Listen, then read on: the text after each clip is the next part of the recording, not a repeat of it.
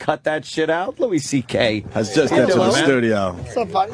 Yeah, you cut it out, and then it never looked good. The headliner inside the car would all start falling down. Oh, of course. It would course. come out from the flange because it was never tight enough. It was never watertight. How'd you cut the hole?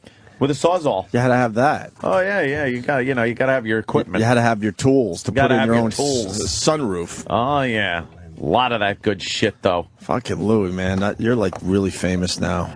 Yeah, I know. When he walked You're, in, like, really famous. I'm like, holy shit. I got a little nervous. I got a little nervous. I was a little like, oh, shit. We've had Louis on so many times, but now I'm looking at him differently. Like, God, he's really That's famous. that Louis C.K. guy. No. I watch his show. And he does a Leno show, and then that clip goes viral, and holy shit, you're famous. Crazy. My I'm God. not Funny or famous. Die loves you. I'm not famous. I'm not.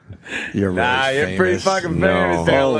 shit, well, you're famous. Yeah, don't worry. We won't jinx it for you, but yeah. I'm surprised you're even here. You're that famous. You're not supposed to do the show anymore. You're that famous. It's so funny how people don't ever see the cycle coming. You know what I mean? Oh, the up and down? Yeah. I mean, I see it. I see it already. Are you I already ahead see of the horizon. Do you see the coming. horizon? Yeah. Do you see the dip? Yeah, the not sun rising on the horizon. I already see it. Louis, I saw you at Carnegie Hall. I didn't want to bother you after the show. Oh, yeah. Fucking standing ovation. And That was pretty fun, man. But it's just you dressed like shit and a stool getting a standing ovation. I'm like, shouldn't there be an orchestra or something to get a standing ovation? Yes. No, I'm wearing the same right now, the same clothes I wore. Yeah, you didn't dress up for Carnegie Hall. No, Why I pulled would you? this shit on to be on the radio. I wore the same thing for Carnegie Hall.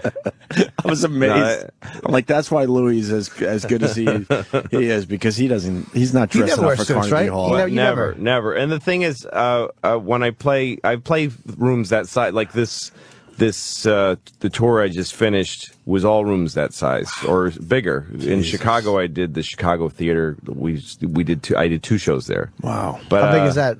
That's like 3,600 seats. So it was like 7,000 people in one night. And it was the perfect way to get ready for Carnegie Hall, is that by the time I got there, I'm like, well, I've been doing this kind of room. But nothing prepares you for that place, because Chicago Theater, it's enormous, it's beautiful, but it's in the middle of shit Chicago, and the dressing room is peeling paint, and Joey Ramone signed the coffee table, whatever, which I love. That's what I love. But you go to Carnegie Hall and they show you into the Maestro Suite, which has this gold plaque on it, and holy this shit. guy bows as you walk through the fucking door, and it's like, oh my God, there's a whole other. And if Yo-Yo Ma plays there, he doesn't go to the Maestro Suite. He goes to the fucking musician room. Right. You're in the Maestro Suite. Yeah, you're the main guy. You're the guy. George Gershwin talking and got blown in there. And so yeah, it's a whole other level. It was such a great show, and I want to give props to Ted Alexandro. Is he doing all your?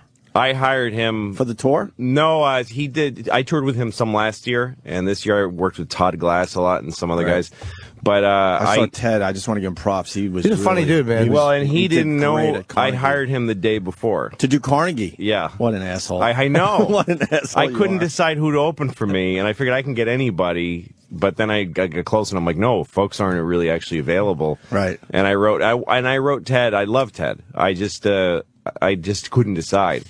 And then I wrote him the day before and said, I need you at 8 o'clock tomorrow at 57th Street and 6th Avenue. That's all I said to him. And he looked it up. I'm playing the coffee shop? Yeah, exactly. Well, he's really, it was funny because he just wrote back, okay. And that was it. Like, he knew what it was. He just went, okay. Yeah. Okay. Yeah. And he's shitting his pants as he's writing okay. But he wore a suit. And his dad came. It was great to have that Ted got. Did you feel bad not having a suit? I wear that sometimes, and I'm like, it doesn't feel right. But you just do it because you like. Oh, I think I'm supposed to. Feel obligated. Well, I want to wear suits. I wish I could wear a suit. Like the image in my head, of being on stage in a suit and tie. That's really cool. That's class. Yeah, that's class. It's all class. But then when I wear one, I feel just weird, and my shirt starts coming out of my pants, and I don't wear a T-shirt under it. Like I don't wear a tie. I can't wear a tie. It's too fucking restrictive. Yeah, honestly, it works for Lou. It really. Just, just works. I wish I could dress up. I just don't. I don't. I don't pull it off, and I wish I did. I think your act and your personality is more conducive to just casual wear. Yeah, last time I did the Tonight Show, I brought a suit and tie, and I put it on. It said, fuck this. And then the last second... Wow, really? I was like fucking, what's his name, in Cold Blood, pulling off my, having to pee before I get hung. I ripped everything off and ran out. Good for you. Yeah, man. I can't do it. First time I did Letterman, I wore a suit. And I remember Mitch, what's his name, the comedian here. Hedberg? Yeah, he came up to me and said, "Why'd you wear a suit? You don't wear suits." And I was like, "Well, it's a respect for the institution." To me, doing Letterman was like graduating from something. Yeah. And he's like, "That's phony. If I did Letterman, I wear sneakers and jeans." I'm like, "Well, go ahead. I don't know. I wanted to wear a suit." It's like, "Well, this isn't you." And I'm like, "Well," and then he did Letterman. He wore a fucking suit. He did. Yeah. What a downer, though. Yeah. It's like, hey, I'm trying to enjoy my I love when people have these phony rebellions. Like, yeah, exactly. Wow, you and Anne Frank really... Look, I got to ask you about the TV show. Where are we at? The first season was a huge hit. Yeah, I did really great. I mean, only 14 people watch those things, but man. but it was well liked by all 14. Everybody. That was one you of those. You did numbers, didn't you? Fucking we did well man. for cable. Yeah, we did great. FX is a perfect place for you. It's great. I wouldn't want more people to have access to the show, honestly. Yeah, I really wouldn't. wouldn't. People start bitching. Yeah, like we're doing a second season, and we're moving to 10:30 from 11, just inching back a half an hour. Oh, at first they said let's go to 10. That's what they're going to. 10 is technically kind of primetime television. Yeah. So they're going to move it to 10. And because the numbers for the show are strong enough to move it to 10. That's what they told me. To then grow it. And then they said, we're doing 10:30. I'm like, what happened to 10? They said, well, no, we can't. Your show can't. They said, believe me, you're better off. Just stay. Well, you don't want them fucking with it. You don't want them moving it right. to 10 and then going, all right, well, you can't do this, you can't do that. Yeah, You have exactly total right. freedom, dude. I'm exactly, if I was on any other network, at any other time period, I would not be able to do this show the way it is because the advertisers wouldn't buy it. He showed the guy at the network showed it to advertisers that buy 10 p.m. time, which is far more expensive than 10:30 time. Fuck. And they were like, "We're not. What are you crazy? You're insane." When's the second season hit? It's going to be a while. Guy fucks a hole in a wall and talks about Jesus. Puts his penis in the hole. Yeah, we're not. That dentist scene that you did was. Oh yeah. Wow. Thanks. That was hysterical. Gervais The inferred mouth fuck. Yeah. I woke up from the dentist once and thought I feel like he thought fucked my something mouth. like that, right? my mouth. I assumed it was based on something, Lo. No, that whole thing is true. It is, that dentist thing. I took nitrous and lots of drugs, and I went in my mind to the desert. Wow. Met Bin Laden and talked him out of terrorism. Talked him out of I it, seriously had that experience so viscerally that when I came out of it and out of the nitrous, I was like, that's the realest hallucination or dream I've ever had. That really happened. Yeah. Damn. Exactly. Ricky Gervais was great on it too. Yeah, he's awesome. And your reaction to him when he would just stuck his with finger you. in my ass. And, he's great. And then he would get you again, and you'd get mad at him. Yes. It's fucking brilliant. Well, it was a fun. When's thing the second to do. season going to hit? It's a few more months. June. I'm sure. I start June, shooting okay. in a couple of weeks. Great. I already shot the stand-up for it. I did some stand-up. I did a show in Atlanta, and we shot the stand-up. Oh, you're changing the venue. Yeah, I also did the Comedy Cellar. Right. But I like I do more concerts now than I do. Right. That I did then. So I just wanted to use right on. So man. Sometimes you'll see me in a concert, and I'll probably also shoot at Caroline's again. You're really famous, dude. Louis, something happened where Louis a famous guy, but something happened in the last. It was before the show. It started, I think, with almost like the set on Conan, talking about flying. Something just put you through the fucking roof, though. It was like that next that put you that one level higher, where you are just mainstream famous. It might now. be the Sarah Palin drunk tweets. Those actually did a lot. Those did a lot. Do you feel like I took them down?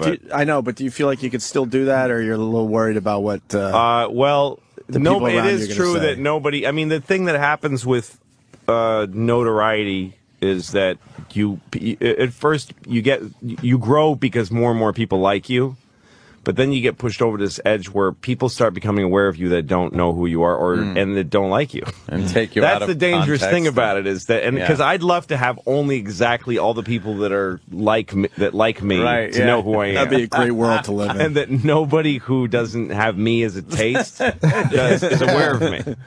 And actually, the internet, I think, lets people grow that way. There's people. Yeah. I did this tour.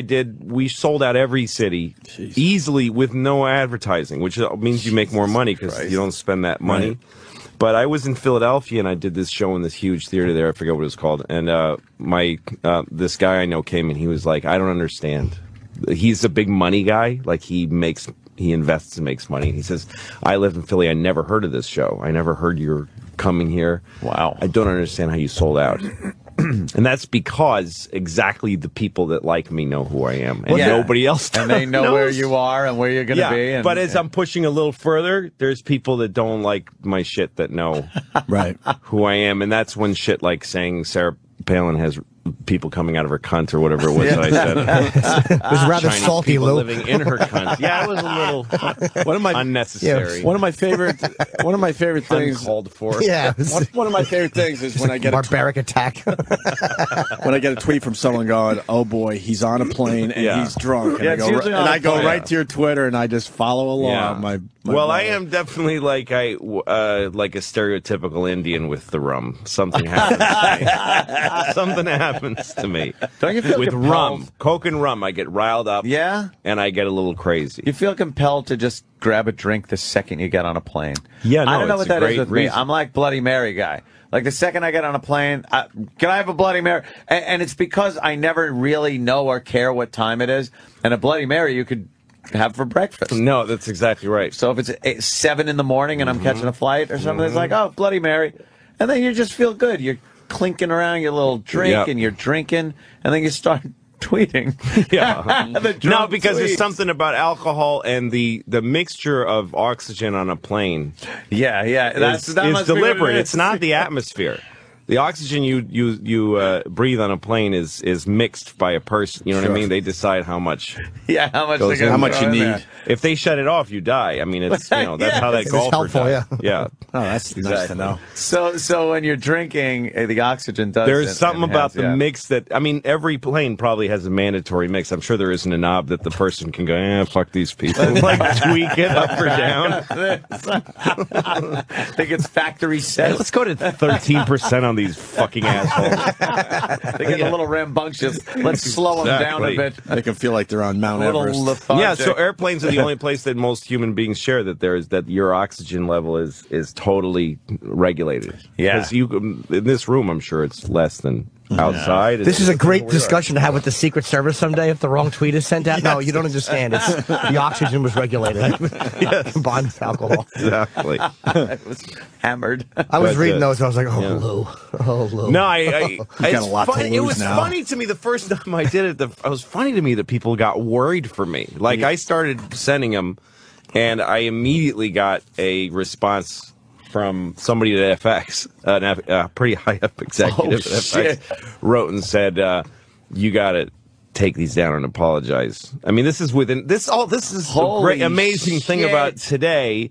I'm on an airplane, and not only am I communicating with the ground, but I am broadcasting to 250,000 people instantly through Twitter, and then getting instant angry feedback from and receiving it at 35,000. All of that is happening at 35,000 feet, and then You were talking to way more than 250,000. Because everyone was retweeting. Yeah, they're passing along to other people. It was funny, the indignation. I don't know this Louis C.K., but I don't like him. Some of the comments are very funny.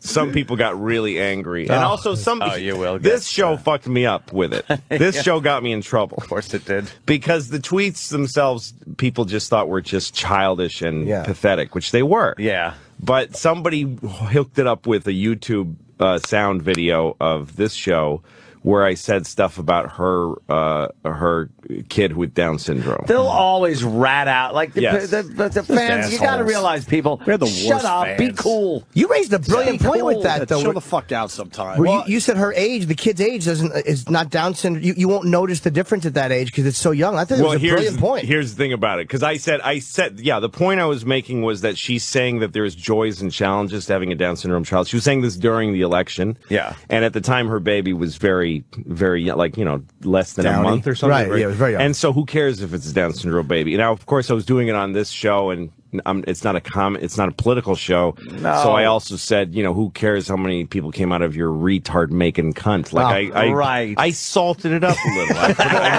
made it a little spoonful of sugar is the way I was looking at it. That was pepper on a substantial meal that you were serving.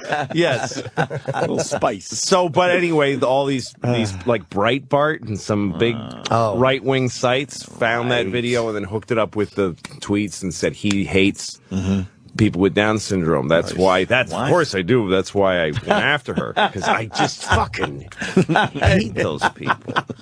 But so, and then I felt like I'm okay. I've not said anything. I'm ashamed. But then I got this fucking email from this guy who said, I want to start by saying I hate Sarah Palin. She's a terrible person. But what you said about children with Down syndrome is extremely hurtful. And I'm like, first, I'm thinking, okay, I didn't say anything bad about people with Down syndrome. Right. So I'm nearly deleting the email. And then there's a fucking picture of his daughter. And he says, shit. And he says, what you don't understand is that Down syndrome isn't just something that depletes a person's learning ability.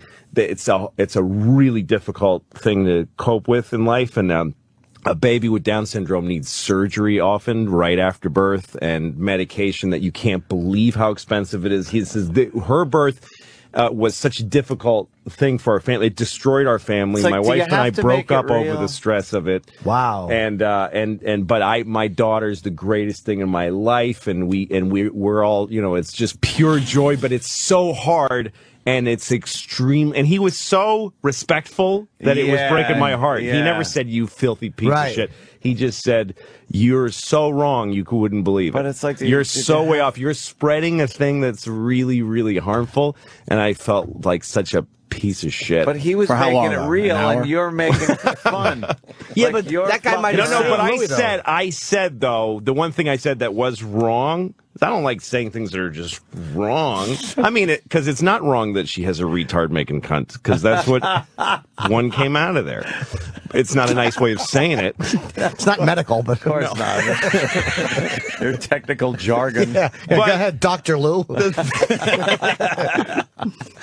The thing that was wrong to say is that there's no challenges to having a Down syndrome baby. I just didn't know that. And, we always say reckless shit. Yeah, I don't care. I don't fact check my comedy. Sure. No, you shouldn't have to. The goal is a laugh. Just let it out. Yeah. Exactly. Yeah. The only thing is, that guy, he might have saved, because what he showed you was the passion that people feel about that, and it's like they may have come at, like, that may have been a very helpful email in the long run. Like, sometimes you underestimate how frustrated people are with something, and then you hit it and they come after you, and it's fucking relentless. The best thing would have been like 5 minutes later, get another email, go, I'm just fucking with you, with a picture of a beautiful daughter, just perfect. Yeah. She's amazing. This is my daughter. I'm just fucking with you. I don't care. I was laughing my balls off. No, and I've gotten angry emails before, and I never care. It's not my lookout. Other people people choose what to get offended by. You know, people get offended by. I had a funny moment at the Comedy Cellar. I did this joke about 9/11. Oh, I don't go for that. You see? You see? I was doing a story about when I was married. It was really about how being married, you're in trouble all the time. You feel like you're in trouble when you're married, Anthony. Constantly. I don't get that sense from you. You guys seem like you're okay. Yeah, we're all right, man. Yeah. I wish I had that's because you hit her, right? Because if you hit her, it's not. Sometimes you got it. So it goes the other way. What's better than when you go to scratch your eye and they flinch? But honestly, my old relationship, I could relate. Yeah, you walked around feeling like you were in trouble. So you're hitting on something. So I was in L.A. and at 6 a.m, my hotel room phone rang. My phone rang, and my wife at the time was crying. And I was like, what the fuck is this? Did she find a phone sex bill? She can't talk. I'm like, what is it? And then she tells me, turn on the TV, and it's both the World Trade Center towers are on fire. And I was like, woo! Like, that's the only person. Oh, shit. That's the only person. Oh, damn. To be deeply relieved that it wasn't something else. That 2 planes were flown. Something wasn't. It wasn't that America would never feel safe again. That's a great show. Anyway, I did it. I told that story at the Comedy Cellar, and this guy stood up and just stood up in that little room and said, "That's not okay, man. It's not okay." And he walked out. So then I'm upstairs talking to Mark Maron, a comedian, and I said, this guy told him the story, and I said, I hate people that pick the thing in the show. That's what I'm offended by, because I said all kinds of shit in that show, and he let it go, but that's his sensitivity. So I said it's really narcissistic of people to decide what they're going to be offended by. And Mark said, that's how insane it is that you're calling that guy a narcissist, when that joke is the most narcissist thing I've ever heard in my entire life. It's only important that you were pleased that thousands of people were dead because you weren't in trouble with your fucking wife, because you didn't know how to fucking face your wife. Shit. That's really funny. Once in a while, you get fucking shit. Like, I did a 9/11 joke. It was probably a year after, not even, and I was doing something, and it wasn't a knock on 9/11. It was like somebody misinterpreting it. But the woman in the audience... It wasn't a knock on 9/11? Yeah. I didn't mean to insult 9/11. Hey. It was a brilliant program. I mean, it's one of the most successful things I've ever seen. But it was one of those things where I knew the person was misinterpreting the point of the joke, and she was kind of like saying something, and the woman behind her was looking at me, and she was just shaking her head no, like don't. Do I started going after her, and the woman behind her was like, and I backed off, and then they told me after, like, yeah, her husband died, and so I was really happy I backed off, because I was gonna make it a whole big thing like that, like, you fucking cunt, what the fuck, you don't mind me talking about rape, right? But once in a while you back off and you're happy you did. It's like, even though technically, all right, she was being annoying. Yeah. Well, you're talking to a group of people, and you could never be aware. You can't make people fill out a thing and then do a data report, right? Yeah. Well, that's why anybody that calls or however they get in touch with us and they say something like, I'm a big fan of the show. I've been listening for years. But that when you said this, and it's like, you listened for years. You know how many fucking people we probably upset over the years that weren't you? You fucking idiot. No, exactly. Yeah. But and a lot also some people get offended just because they I'm sure there's 9/11 victims who find that shit funny. There has to be.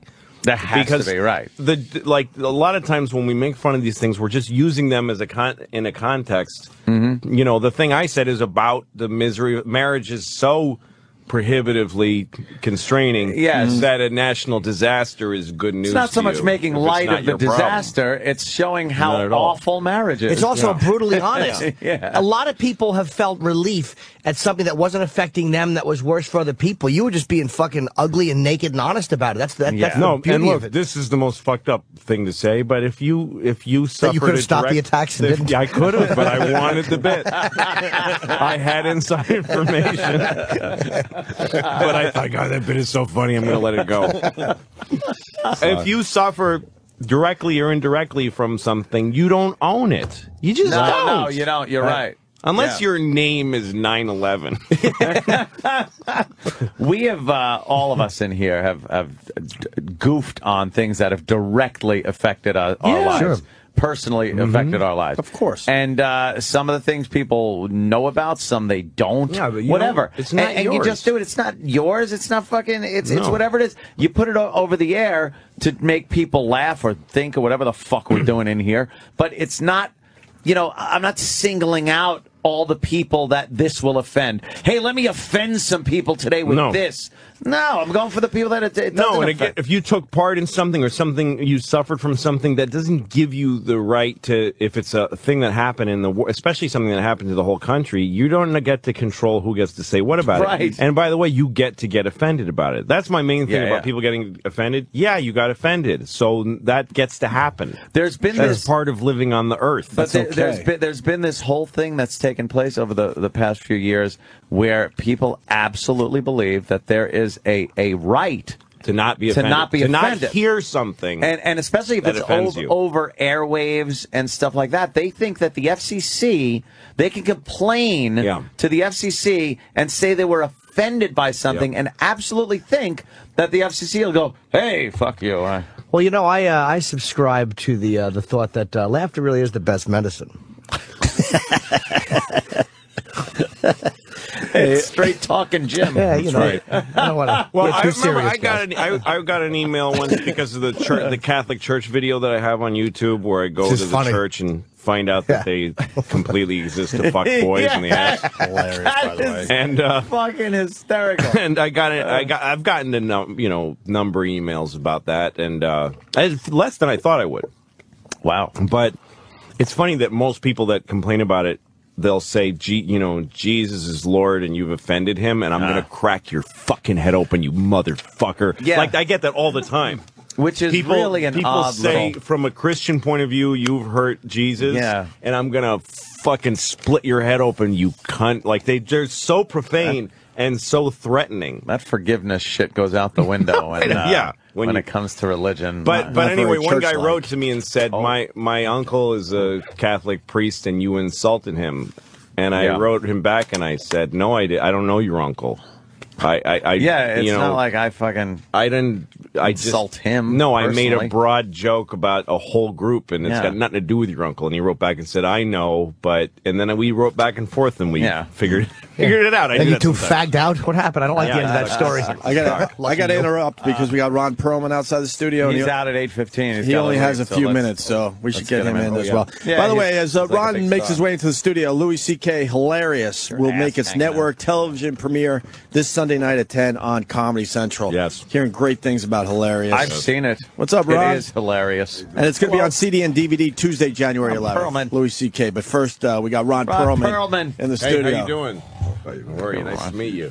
Thank you. Ron Perlman, huge fan of Louis C.K. We're on the same network, this guy. Yeah. The FX. I know. Unbelievable with the Sons of Anarchy. That show was so good. I don't fucking know. The same place. Sons of Anarchy. They're very liberal-minded, those guys. Yes. And stupid. That's crazy.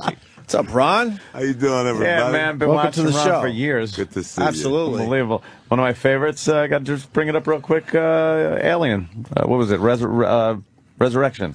Yeah. Yeah, that was good. No, that was one of the franchises I managed to close down. I went through a spate of that. I closed down a lot of venerable old institutions. Star Trek, they never made another one of those. That was done. They had to reboot the whole What I'm proudest about, and this is probably more public service than anything else, was I closed down the Police Academy franchise. Oh, thank you for doing that. Wow, you're on the last one of those? Yeah. You should get a trophy for that. Definitely the last one of those. And I take personal credit for it, too. But look at what you're doing with, like, Hellboy. People love Hellboy. I closed that one, too. I liked it. Jesus Christ. Thank you. You're in the island of Dr. Moreau. How nuts was Brando to be around? Brando was actually he was like The Rock compared to some of the shit that was on that set. That's one of the weirdest movies I ever saw. That was like, after Heaven's Gate, the biggest clusterfuck in movie history. Really? Yeah. Did him and Val Kilmer not like each other? There was something between him and Val Kilmer? I really can't comment. One of them is still alive. Oh, okay. Yeah, that movie was crazy. Yeah. That movie just started feeling like you were just hanging around that island after a while. You actually just felt like you were You there? should have been there. It was. I mean, they actually hired me. I was really in essentially one scene and then a couple of little pops, and I was, my deal was for 3 weeks. I ended up being there for 4.5 months. Oh my God. And, at one point I just turned to the director and said, what the fuck is going on? And he goes, well, and it was the great John Frankenheimer, one of his last assignments. The great late John Frankenheimer. But he was like an old school dude, and, just completely like not part of the 21st century at all. And, although this was the early 90s, so he was entitled, I guess. He says, well, Marlon says, give it to the guy from Quest for Fire. I said, give what to the guy? He says, every one of Val's lines. Just give it to him. The guy from Quest. That guy can act. So I said, so I'm, I may be here for the rest of my born days, right? He goes, possibly, Ron. Oh my God. You're in Season of the Witch. That's true. Is the new movie that's coming out? Nicolas Cage. Right. Nicolas Cage. What a movie machine he is. Jesus Christ. He makes a lot of films. He does make a lot of goddamn Guy's got to be pulling in $300-400 grand a year. Perhaps more than that. He seems. You think that much? He's I think he's working on 3 right now. Jesus. Simultaneously. He's going to start doing them live after a while. No, that's me. I'll come to your house if you can't go. I'll do the whole fucker. I play all the parts. When is that opening up? It opens Friday. Friday? Friday the 7th, yeah. And who are you? Who are you in that? I'm his buddy.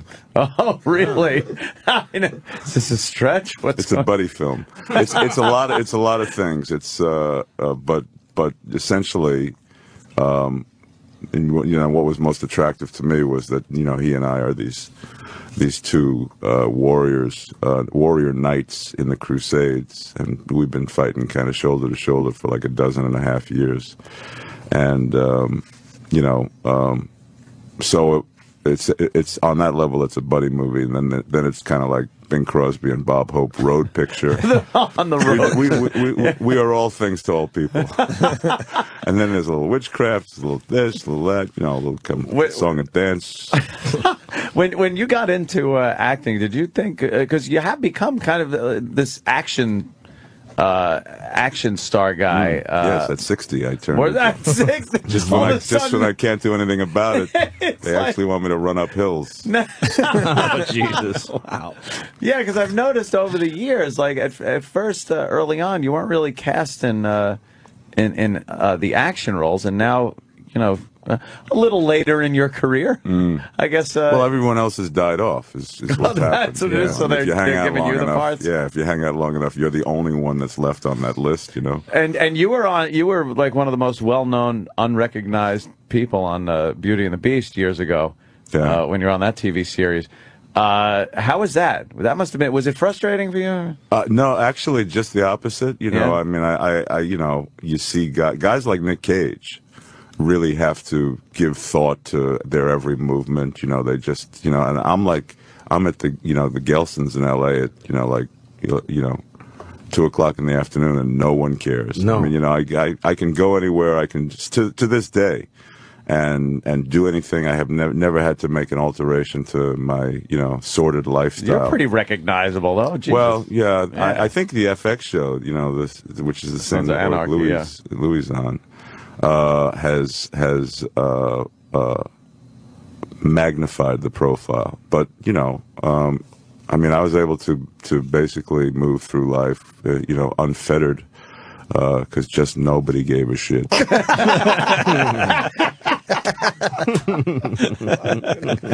Fucking honesty, I love it. Holy shit! Hey, it's a little too early in the morning to lie. You know what? More of that. Let's say hi to Bill in Boston. Bill.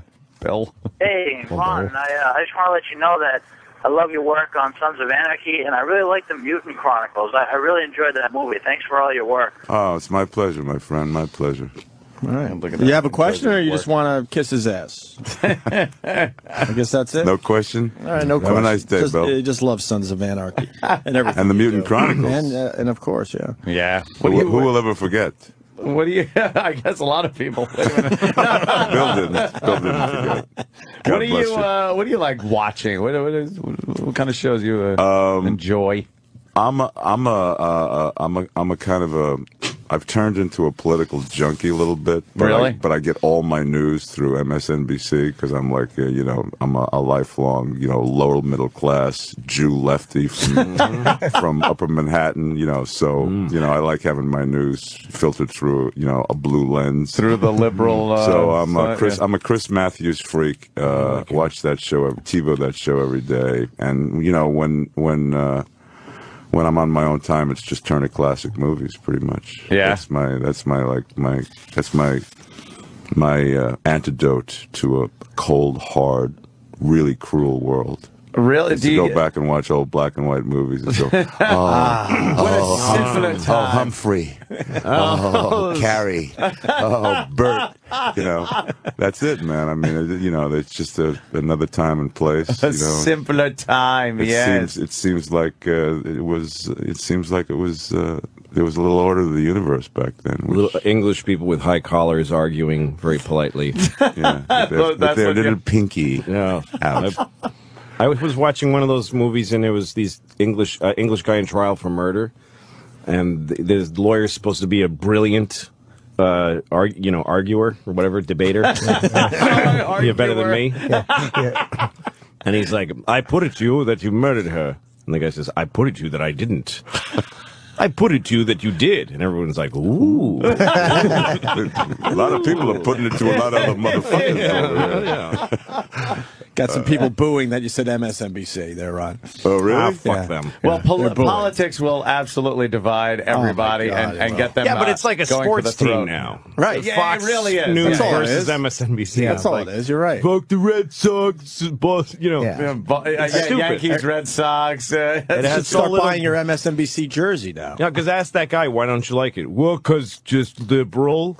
What is it about liberals you don't like? Just because is bashing Bush. No, he's not even president anymore. Yeah, but liberal. It's just the same, and it's the same on the other side. Why don't you like Fox News? Just because, just conservative. Just like all of a sudden, conservative. It's just like, yeah, you just went gay when he talked about. No, it's California. It's not gay. Yeah, I'm going with the California. It's conservative. I slip into that all the time myself. No, I do too. Are you involved politically at all in any? Just in my living room. Just in your living room. Your armchair. I yell and scream. I'm very politically involved in my car. Yeah. Oh, okay. So you could yell and scream. Do you check in on what the other side's talking about and doing? Get yourself annoyed? Not. Absolutely not. No. Really? No, I just don't. I don't give a fuck. It's all poppycock to me. Is it? What do you think? Does it affect you in any way? Do you really think it affects you in any way personally? Who's in charge? Like now, today, as a matter of fact, the Republican House is going to be sworn in. Do you think that is going to affect you any way, shape, or form? Yeah, they're not swearing in anybody else because just the Republican House. Just the Republican House. Do I think? I actually do. I really do. I really do think that government plays a role in people's everyday lives. You look at things that are historic, landmark, sweeping legislative victories. Like the Civil Rights Act and Medicare and Medicaid and all that stuff. And even the abolishment of slavery, which were things that really affected the whole sort of not just spiritual, affected the South, but a little bit. And it always came with these horrific, bloody fights, and there are still people today that are railing against FDR, fucking socialist welfare state, hey, that's sorry to interrupt you, but slavery emancipation, was that a piece of legislation or was it an executive order? How did he I never occurred to me. How did he do it? It ended up to be an amendment to the Constitution. It was an amendment to the Constitution because the original Constitution allowed for slavery, and in order to the Civil War was the execution of the unearthing of the illegality to secede from the Union, number one, and number two. Then they needed to add an amendment to correct the. So how do you when you put an amendment, Congress has to do that, right? Or Congress has to do that. The voter has to be a huge lopsided vote or something. Some guy just sneaks in the middle of the night and writes it and goes, "No, that was here." Here. You didn't see this? In fact, John Boehner was in office back then. Good old Boehner. Well, politics are very polarizing. How many times have I said that, Lou? Hundreds. It really is, though. But I know some actors really get on board. Like Sean Penn is going down there and meeting with Chavez, and he's always going over the Middle East and. He's consistent. I don't agree with him, but I'll say this: he's a very consistent guy. He is consistent, and he's a fucking amazing actor. So it's like I love his work. He's a guy who I find annoying, but I love him so much. His work is so good. It's like you can't not like the guy. Yeah, because some actors that are into politics, it seems like they're just trying to find more lists that they can get on. Yeah. It's not really about the cause. It's like That's I got to go. Like when I hear that the White House briefed Barbara Streisand, I'm like, don't fucking waste all these people's time. You're doing that. That's why I like. She just wants to know that she can jet into D.C. That's why I like Ron just does it from his living room. Right. I think that there are people who spend their lives, professionally doing that, and I have a different life choice professionally, and it's not. I also think that it's not necessarily helpful when entertainers get involved in things that they shouldn't. You see some of these guys that appear before Congress to testify about their pet peeve, and that kind of rubs me the wrong way. Yeah, I don't think that helps. Yeah, I don't think it's helpful. I think the best thing I can do for somebody I support is stay as far the fuck away from them. Because what happens if they don't like a movie I did?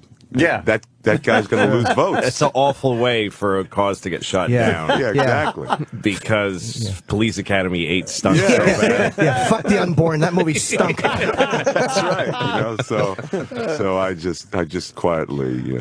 Well, I mean, there's a reason I have a lead by example bumper sticker on. I mean, that's the way I feel. Jimmy's disgusting me today. Are you getting a lot of bikers getting in touch with you and stuff? Are there some frightening people that you've met because of Sons of Anarchy? Oh my God, yes. Yeah. Yeah. They're frightening, but they're showing us a huge amount of love. Yeah, I don't doubt it. Are there any that don't like you? Or are there any that feel like that's not the way we are, man? No one has emerged so far that doesn't like. I'm sure there are people sticking, pins in dolls, Ron Perlman dolls, Hellboy dolls, but. No, I've actually, we only work 5 months a year, which is the beauty of working on FX. You only do 13 episodes, so you have a lot of time to do other stuff. And between the second and third season, I was all over the United States doing various other projects. And every time it became known that I showed up in Albuquerque or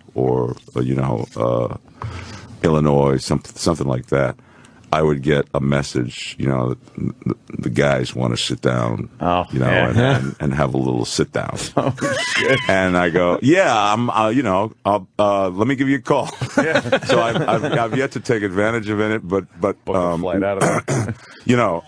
That's when you realize how insignificant what the New York Times has to say about your work is. Yeah. But when the bikers actually endorse you and say, we're not that thrilled that there's, because, they're outlaws essentially at the end of the day, and they'd rather stay off the grid and off the radar. But they have shown us a huge amount of support for how nuanced the show is, how ungratuitous the show tries to stay, and how, that you don't stereotype it and just paint a typical picture. That we're, because pretty much every time you've seen anything with bikers, except for Easy Rider, which was not really a biker thing. It was just two guys on bikes, but it's usually pretty superficial. It's usually just they use the world, for ends that don't really service the world or that stereotype the world. Right into a town. Do you remember Joe Namath made a biker movie? Oh, damn. CC Rider. CC Rider. He made the biker movie.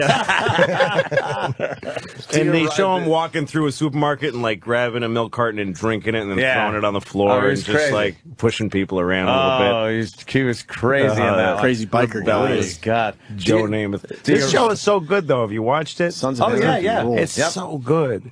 And I don't keep up with anything regularly. I just don't have time, and I've got kids and stuff. But very busy man. Every time it comes on, every time I see it, I think I can't, because a lot of dramas are too intense and too involved. and you'll see guys talking, and the scene's like this low talking. Cyrus wants to meet on Tuesday, but do we have the chips to leverage him? And I'm like, who the fuck are you people talking about? But when I watch that show, I watch for 2 more minutes, and then I'm like, wow, they got to get Cyrus to meet. What's going to happen to him? I hope Cyrus doesn't decide to be a no-show. Yeah.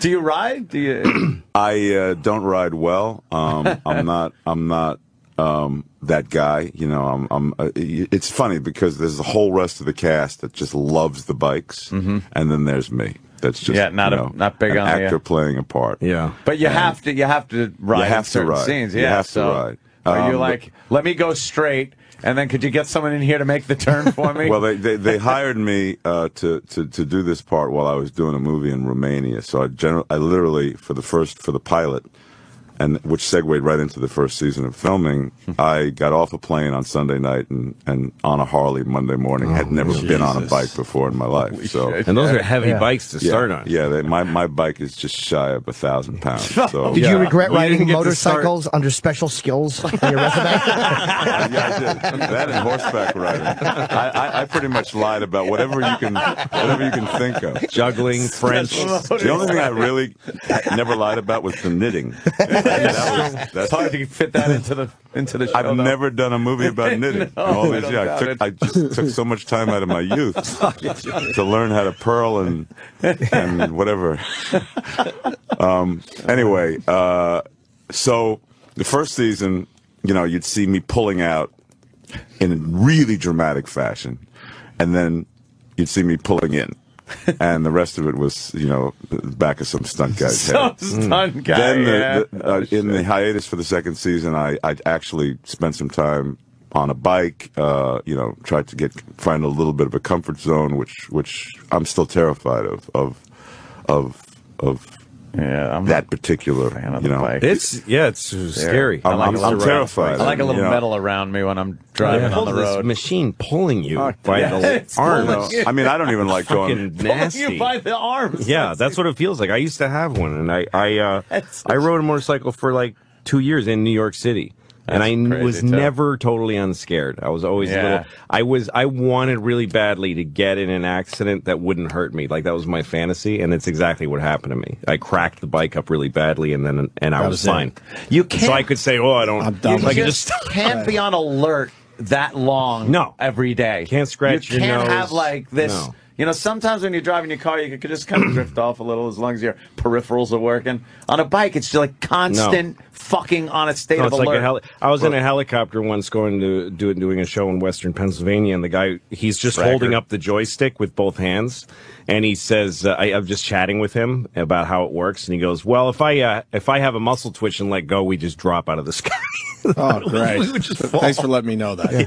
Oh, you should have said to him, hey, thanks for sharing. Yeah. That's what I should have said. That would have been a lighthearted way to show my fear. Many years ago, I was going to do a film about, like these Long Island bikers. And so I needed to learn how to ride. And I was still living here in New York at the time. So I took this safety course, which you're required to take first to learn how to ride the bike, but then you got to spend all this classroom time because you got to take the written test because you got to get the license, et cetera, et cetera, et cetera. So we walk into the classroom experience, and the first thing the instructor says is, "Who here can say what the percentage of people who ride a bike get into a crash?" So one guy says 20%. He says a little higher. And this goes on and on and on. Finally, he says, "Nobody? 100%. Really? And he wasn't jiving, man. I mean, if you ride a bike, you are going to crash. At some point in your bike riding career, you'll crash. And you could be phenomenal at it, but other drivers are not looking for bikes. Mm-hmm. People are like changing lanes like crazy. The classic is the left turn in front of people. People will just... I drive a fucking Escalade, and people turn left in front of me. Like, what are you doing? They can't see you. This thing is barreling No, and on a down. motorcycle, you're only on 2 wheels. So if you have a slight hitch in the flow of your driving, you fall down. And in a car, if you have like, oh, whoops, then you just sort of... back. But there's nothing more challenging than riding a Harley and trying to send a text message back to your manager. Have you tried doing I'm running late, I had a moped accident when I was 15. I did. Wow, really fitting in, Jim. I don't want anybody to be alarmed, but I mean, I had one when I was 15. And I flipped off the top, and I said, "I'll never get on a motorcycle." It just scared me. You never were on a motorcycle? I was on a moped. That's what I'm saying. I would never do it after that. It scares me. Are you okay? Yeah. I mean, I'm fine. Sometimes I still wake up screaming. Was the motor running, or were you in pedal mode? Literal fucking asshole. I almost answered you. No, the motor was running. All kidding aside, I shouldn't joke about this. I really am a jizzbag. A motorized vehicle that you can also pedal. We got Ron Perlman in studio. We got to let him go in a few minutes, but John in Jersey has a great question. John. Hey, Ron, just want to say love the Sons of Anarchy and all your work in some of the other movies. My question is, honestly, how big are Katie Seagal's cans? Are they really as big as they look? It's a great question. I never looked. never I never looked. It's just about the eyes. Of course. It's all about, eye to eye. What do you think, John? Yeah, what do you think, John? Extremely large. I'm just wondering if I could get a size or something like that. He needs it for his spec bottle. Probably best for you to go to katieseagal.com. And I think there's a little column on the left which says measurements. You have to log in. I don't know. I really don't know. Hey, Ron, have you ever I'm trying to save my job here. It's a funny thing. It's such a dumb thing to ask. It really about is something a that great you know. question. That girl looks like she's got big tits. So I got a question. Does she have big tits? Does she? I know. I mean, I see her and her tits are really big. So are they big? I just want to know if her tits are big. We don't. I will say this, John. There's no CGI on the show. It's all. So deal with that. Digital video. We got to get Ron out of here because he's doing TV. Where are you going next, Ron? He's all over the place. WPIX. Oh, look at you. The original home of the New York Yankees. That's right. Yes. When the scooter used to do the games before leaving in the third inning. Holy cow. You New Yorkers. Yeah, I talk scooter. Whoever's going to listen. Scooter would leave, though. Say hi to Jill Nicolini over there for me. Thank you. I sure will. Yes. But, I go back to when Red Barber was doing Yankee. I don't remember Red Barber. Red Barber here. Yeah. It was Frank Messer, Bill White, and the scooter. Yeah, no, well, that's like 70s. For me, like third generation. It was originally the scooter was just segueing into being an announcer. He had just stopped being the shortstop. When I started watching the games. Wow. Pre-money store. Yeah, in fact, they hadn't invented cleats yet when I started watching Yankee games. That's not true. No, but anyway, isn't that distressing that we all went really? Yeah, really. But it was Mel Allen, they'll never be the better voice of the Yankees. Mel Allen. This Week in Baseball is where I know him from. I didn't know him as a Yankee announcer. Yeah, he was the Yankee announcer through because I started watching games during the real heyday of the franchise, which was in the 50s, which is the entire career of Mantle. Most of Yogi Berra, Whitey Ford. How fucking old are you? You're not that old. You're in really good shape. Yeah. For what you remember. Yeah. Those memories usually fit inside of a really disgusting bag of shit. I know. Yeah. What a bunch of queers we are. Really? You saw Scooter play? You have a great body for that. No, I mean, my dad walked me into a Yankee game, my first game on 1952. So I don't mean. Jesus. Yeah, I think that's why you got your action films later in life, because now that you've gone gray and your whiskers look hard beaten, it's more interesting to see you chomping a cigar and fucking with somebody, looking. You know what I mean? Yeah, you want to see a guy that looks like this. It's got the copper in his blood has started showing in his hair a little bit. It's more interesting. He's got the look where he has the experience of fucking people up for a lot of years. Exactly. That's somebody you want to watch a guy punch in the face. That's a compliment, right? I don't want to watch fucking, whenever Leonardo DiCaprio balls up his little fucking boy fists and punches somebody, you see the guy who reel back oh, and you're like, nah, he didn't hit you that hard. Yeah. But Ron Perlman fucks. You know, he's one of those guys who you could actually believe that he could just turn your head and kill you. That thing. That snap. Yeah. I want to see a fist that's been holding cock since the 50s punch somebody. That actually didn't start till 61. All right, but after Mantle had already. Once Mantle was gone, it was just me and my cock. Fuck, we got to get Ron out of here, unfortunately. Yeah. Wow. Season Ron. of the Witch. It's in theaters this Friday with Nick Cage. Yeah. And FX, Sons of Anarchy. Great show. It's a great show, absolutely. And of course, all our other wonderful Ron Perlman gems that we love so much. Like he says, he ruined the franchise, but I love that goddamn Alien Resurrection. Yep. And I think, at that point, the franchise was done anyway. I don't think you had anything to do with it. You played a badass in that. I like that. That was a good one. Thank you, man. Thank you very much. It's been Thanks, a pleasure Ron. being here, guys. All right, Ron Perlman, everyone. All right. Fucking laughing our balls off. A little taste of Louis C.K. doing Hilarious, which is going to be on TV Sunday night at 10 p.m. on Comedy Central. And then on Tuesday, you can get the CD and or DVD, Hilarious. And we got Louis C.K. in studio today. Fucking laughing hard at that shit. Thank you. So fucking funny, man. Thank you. Damn it. Well, that was 2 specials ago now. Yeah. All right, stop bragging. Well, I mean that it's old. It's old in his mind, but that shit it's old in his. is as current as anything. We took It's this as a timeless. movie. This is the one we took to Sundance as a movie. Oh, really? It was the first stand-up performance film that showed at Sundance. Wow. And did really well there. It was fun. That saloon shit is just great. The vagary of the Old West. Yeah. Fantastic. Goddamn Louis. I hate funny people. How's the personal life? How's the daughters? Everything They're good there? great. My kids are great. Yeah. My daughter's, the oldest one is in 3rd grade, and the other one's in kindergarten. They go to the same school now, which is a massive savings of time. Oh, I used with to the, walk them walking to them 2 to different school, schools. yeah. Pick them up at 2 different schools. Are you going to Now reflect it's a one-stop drop. Are you going to reflect that in your TV show, or like how accurate is the daughters TV and show's you very on the different. show, or like are they going to grow up on the show, or are you going to have to replace them? Are you going to age them rapidly like a soap opera? Well, the girls on my show are totally different than the girls, my kids. Yeah, they are only represented in age. But my kids are nothing like those girls. They're really fictional. I mean, most of my family. I never thought that they were an accurate depiction of your kids, even though I don't know your kids. But is the way you're reacting to them, that seems to be like you. No, that is definitely different too. That's my daughters too? and I have. Do you beat your children? Is that, is that what you're not showing on the show? My daughters and I have a very real and close relationship, a very warm relationship, and we're just great friends. They're my favorite people, my daughters, and we get along great. And I used to get frustrated when I was younger.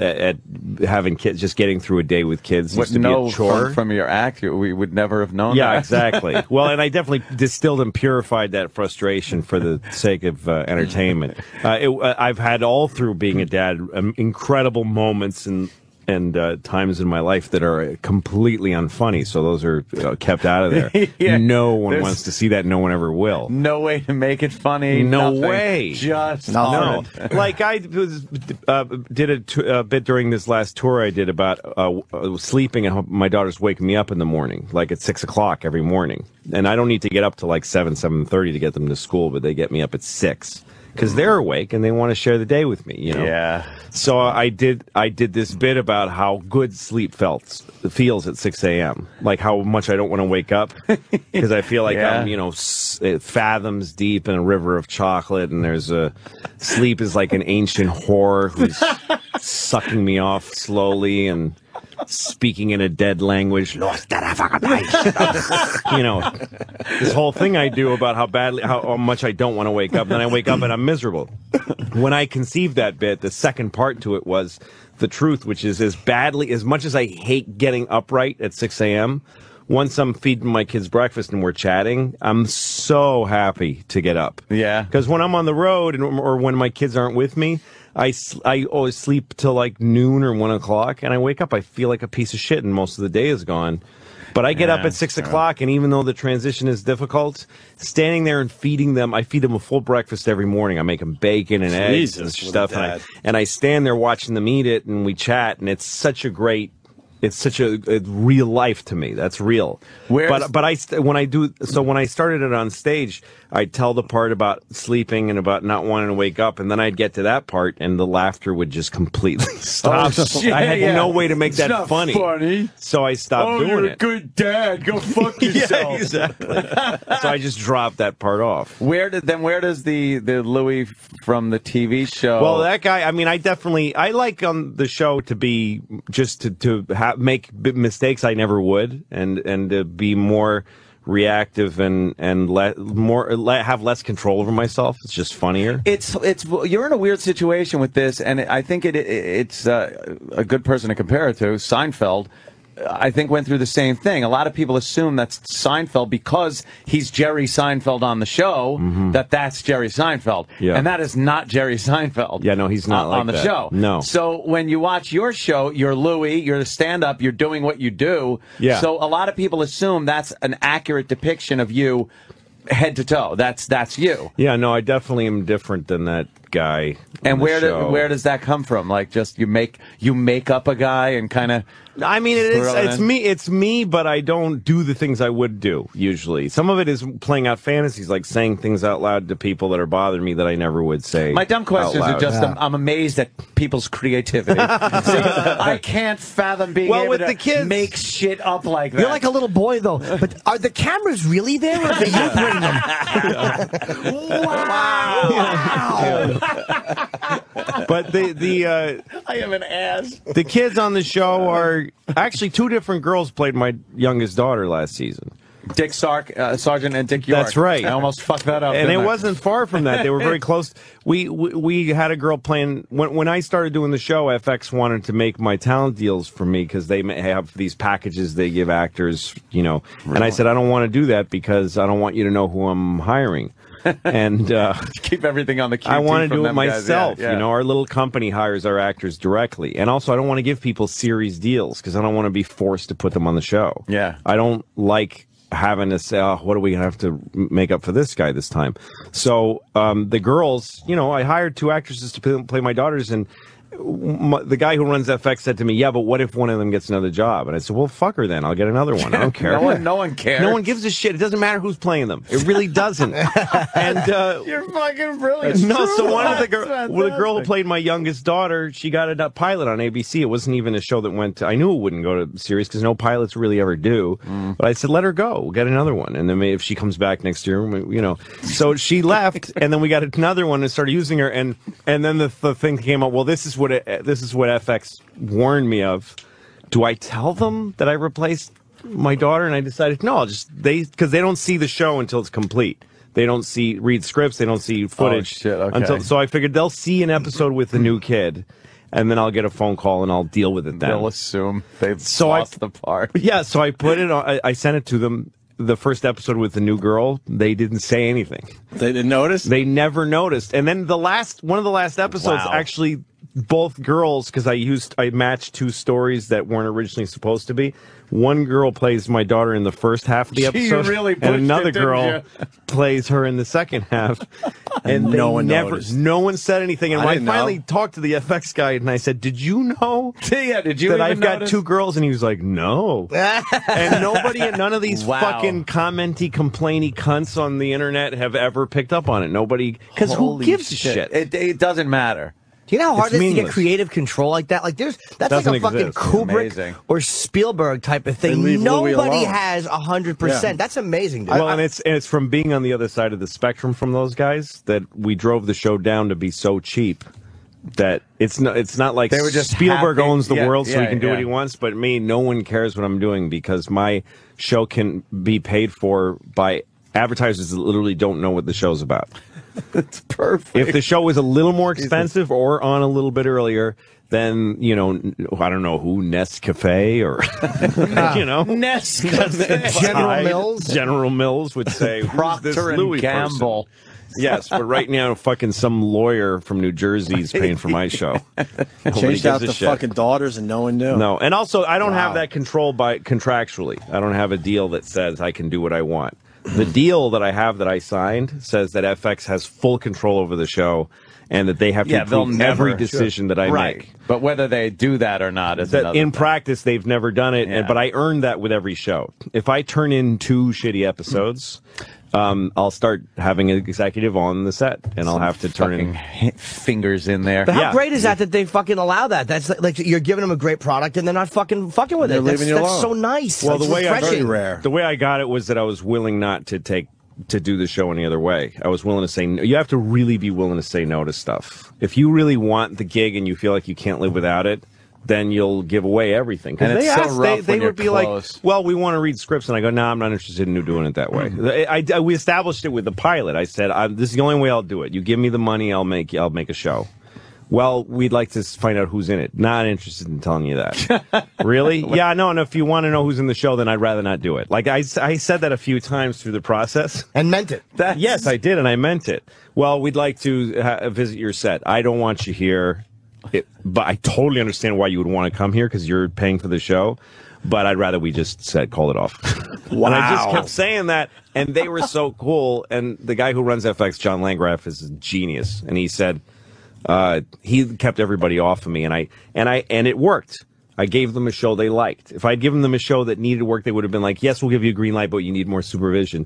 But they're like, do you keep doing it that way? But he's the one who got me to do it without signing that. He said, look, I can't. There's no deal that exists that covers this. Hitler a love story you could have come up with. You could have done anything. I could have done anything, but since I turned in something that was basically funny and competent and didn't look crazy, okay, let's keep doing it as long as it works. But episode by episode, I have to earn that. Mm-hmm. So each episode they've liked, and they just keep saying, all right, it's good. They don't ever give me notes or anything. They just let me stay hands off. It's the best job I ever had. Well, and that gives me freedom not only to do what I want and be edgy, it also, I don't have a good work ethic. Like, I can't complete things, and I don't have a consistent focus. Wow. So I can do things like write half a sketch on the show or half a story, and I can't get around to finishing it. I go ahead and produce it anyway. I send it get them to cast the parts, and I start shooting it without an ending. It totally comes across. You totally come across to me as a guy that is the finish it guy. Well, it takes me a long time to finish eventually, stuff. But I mean, like, to me, I really thought you were the kind of guy that, like, because from a lot of the short things I've seen you do online and things like that, it's like I have an idea and I'm actually going to do it. And you do it. Some of them are like that. Some things that I've done, I know that I have an idea, and 5 minutes later, I actually know how it's going to be shot and finished and everything. So you actually won't finish it. Sometimes you'll have you'll know where you want to start and kind of where you might want to end up, and then just know it's going to work out. Yeah, and I'll just shoot a scene that I know is funny, and then I'll figure I'll find a place for it. It doesn't have a context yet. Well, you got the confidence that you're going to get there. Well, like in the episode on the show that's about religion, it starts with this thing of me going into a public restroom and there's a glory hole, and I didn't have a plan for that scene. I just liked the idea of this glory hole thing, and I started shooting it. We shot it, and it was totally different, and then we shot it, and I didn't like it, actually. And in the actual original version, the dude sticks his penis in this glory hole, and he has this religious orgasm that I watched happen. And that was the original thing. And I watched it, and it was gross. It was creepy and weird and unfunny. And so I shelled it. I said, fuck this thing. I forgot. I mean, I have the ability to shoot something and then no one ever sees it. So I figured I'm going to bury this. It'll never be on television. But then we started shooting the religion episode, and it hit me. This would be it. I could take just the beginning of that bit and have it just be a discussion starter. Yeah, for a little intro kind of. Yeah. So some stuff I shoot without knowing how I'm going to use it. That's cool. And there's been stuff that you shot that you probably haven't used, right? That you know, There's whole bits that Nick DiPaolo, who's on the show a lot as himself. I originally put him in a suit and tie and had him play almost like a Catskills, like he did kind of a character, and he wore a suit and tie I just like they had this weird idea that there's an old timey Dean Martin kind of comedian in the midst of these. What the fuck? And I have one bit one whole thing that I shot with him in that character. That never will be on the show, but it's on the DVD. It's on the DVD. Put it on a nightmare scene for Nick. Yeah, exactly. Nick has a nightmare that's who he is. I was gonna say DVD would. No, and also because I don't make serious deals with people, and because nobody cares who's on the show, I can like Bob Kelly. I hope he's. I mean, I should probably call him after to tell him this. No. But Robert Kelly, who played my brother on the show, I didn't have any plans to have a brother on the show. It's just I wrote one scene for him, and he really nailed it. And he had that really pathetic quality to that Bob has. That you just want to punch him and hug him. Oh, the diner scene's fucking fantastic. And so he was so good in that, and that I gave him a few more episodes. This season, I might not have him on. You're basically saying you don't have a brother anymore. I don't have a brother because I don't have a brother in real life. Happy days. Yeah. Hey, fat Chuck, how does that feel? Can we call Bobby right now and tell him? No. You're Chuck. No, I don't want to hurt him. He might. He's tremendous. Bobby's great. Everything I'm writing for you. I'm writing season 2. I'm writing season 2 right now, and I haven't written a bit for him, and I introduced a sister into the show because I have actually 3 sisters. So I have Bobby with a wig, a sister character. So he may not be on. But then the other day I came up with a bit. I thought that actually might be good for him. But he also might come back as a different character.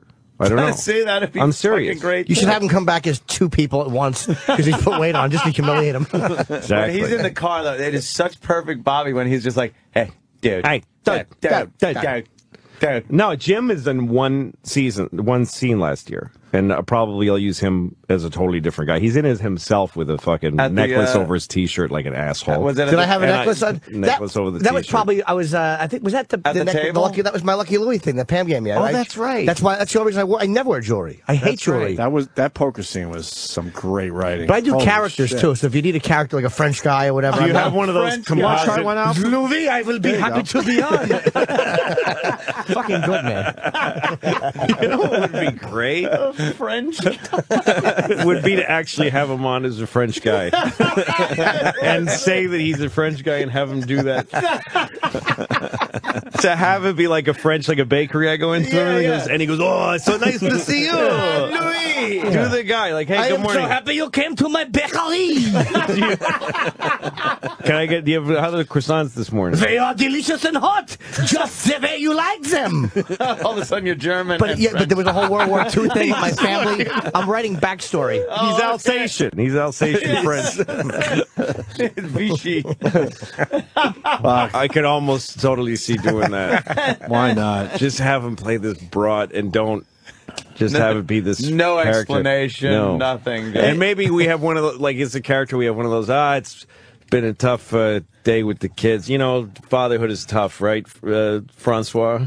Oh, yes, it is tough to raise them properly. You have to let them go. Fucking good, man. He's got wisdom. He's got a little wisdom. Yeah, a lot of wisdom. You close your eyes, you can see the beret. Yeah. If I turned that show on and saw that, I'd shit my pants. I would shit my pants. I'll just do really hacky French jokes. Well, if your children, you should surrender. And just an aside, you can see him just walking down the street and just say hello to him, and he's got the paper bag with a baguette sticking out of it, yes, and some celery and a beret on. But I'll have to make sure the audience knows. Like, you'll say something, I'm glad you came in because I am French. See, I love the idea of doing this because, like, Ricky Gervais's character didn't fit the rest of the season at all because I didn't do any other cartoonly stupid characters like that. I did one. And there's people that complained about it, like, this doesn't fit. And I'm like, what? Fuck you. I mean, one thing I love to do on my show is that even the people that are the biggest fans of the show have things that make them upset about it. That makes me happy. I never like even in the pilot when the girl fit. Gets in the helicopter and flies away. Yeah. A lot of people are like, that's where it really, it did really. So fuck you. I wanted to do it. That's my show. Right. If you don't like it, stop watching. If there's enough of you guys, I'll get fired. That's what we say. I don't give a time. shit. So it would be great if next season is really down to earth and real. and really, just believable and credible, but there's this one sore thumb piece of shit. Not even played by a guy who knows how to do it. Like, it would be bad enough to get a stereotypical French guy who actually is, trained, but this guy doesn't even have any handle on the accent. And you got to go. Not what he's known for, to use Jimmy that way. But you got to go all in and have him in every episode just to really hammer the awfulness home. Oh, that would be horrid. Every fucking episode.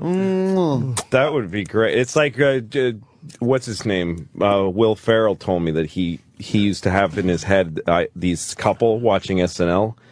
He would imagine, and he would do moments that he used to call holy moly moments, where the husband of the couple, he would do things on SNL that he pictured the guy going, holy moly. Like, Jesus. What the hell is he doing? That's what this is going to be. That's a holy moly. I think we're probly doing it too, so Jim.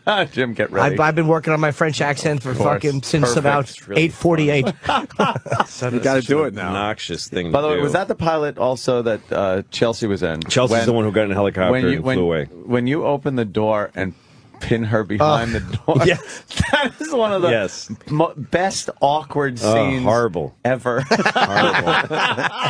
Horrible. The thing that was amazing about that to me was that I wrote that, and then they went and I wrote it in the script. It wasn't something that we just sort of found. Right. I said that the door is too close to the stairs, and when he opens the door, there's nowhere for her to go but behind it. And so he holds it open, pinning her. I wrote that, and they had to go find the because now logistically you got to find a door that they had to scour the East Village and find a building that was willing to let us shoot there. That would have that situation. Yeah, without it looking like we forced it. I do hate the awkward double door, try to hold the door for the girl thing. Because now she's in, and some girls know how to actually kind of stop there and wait. Right. And you could open it, but then most of them lunge for it and open, and now she's opening the door for you. And then you got to make the whole tit for tat joke. Like, then you did it for me, which is now funny. Now we're even. Now we're laughing at unfunny moments. Exactly. You held it for me. Door. I can't wait for this to be over. Can't wait to fuck your ass and throw you out my window. Fucking moderately amusing cunt.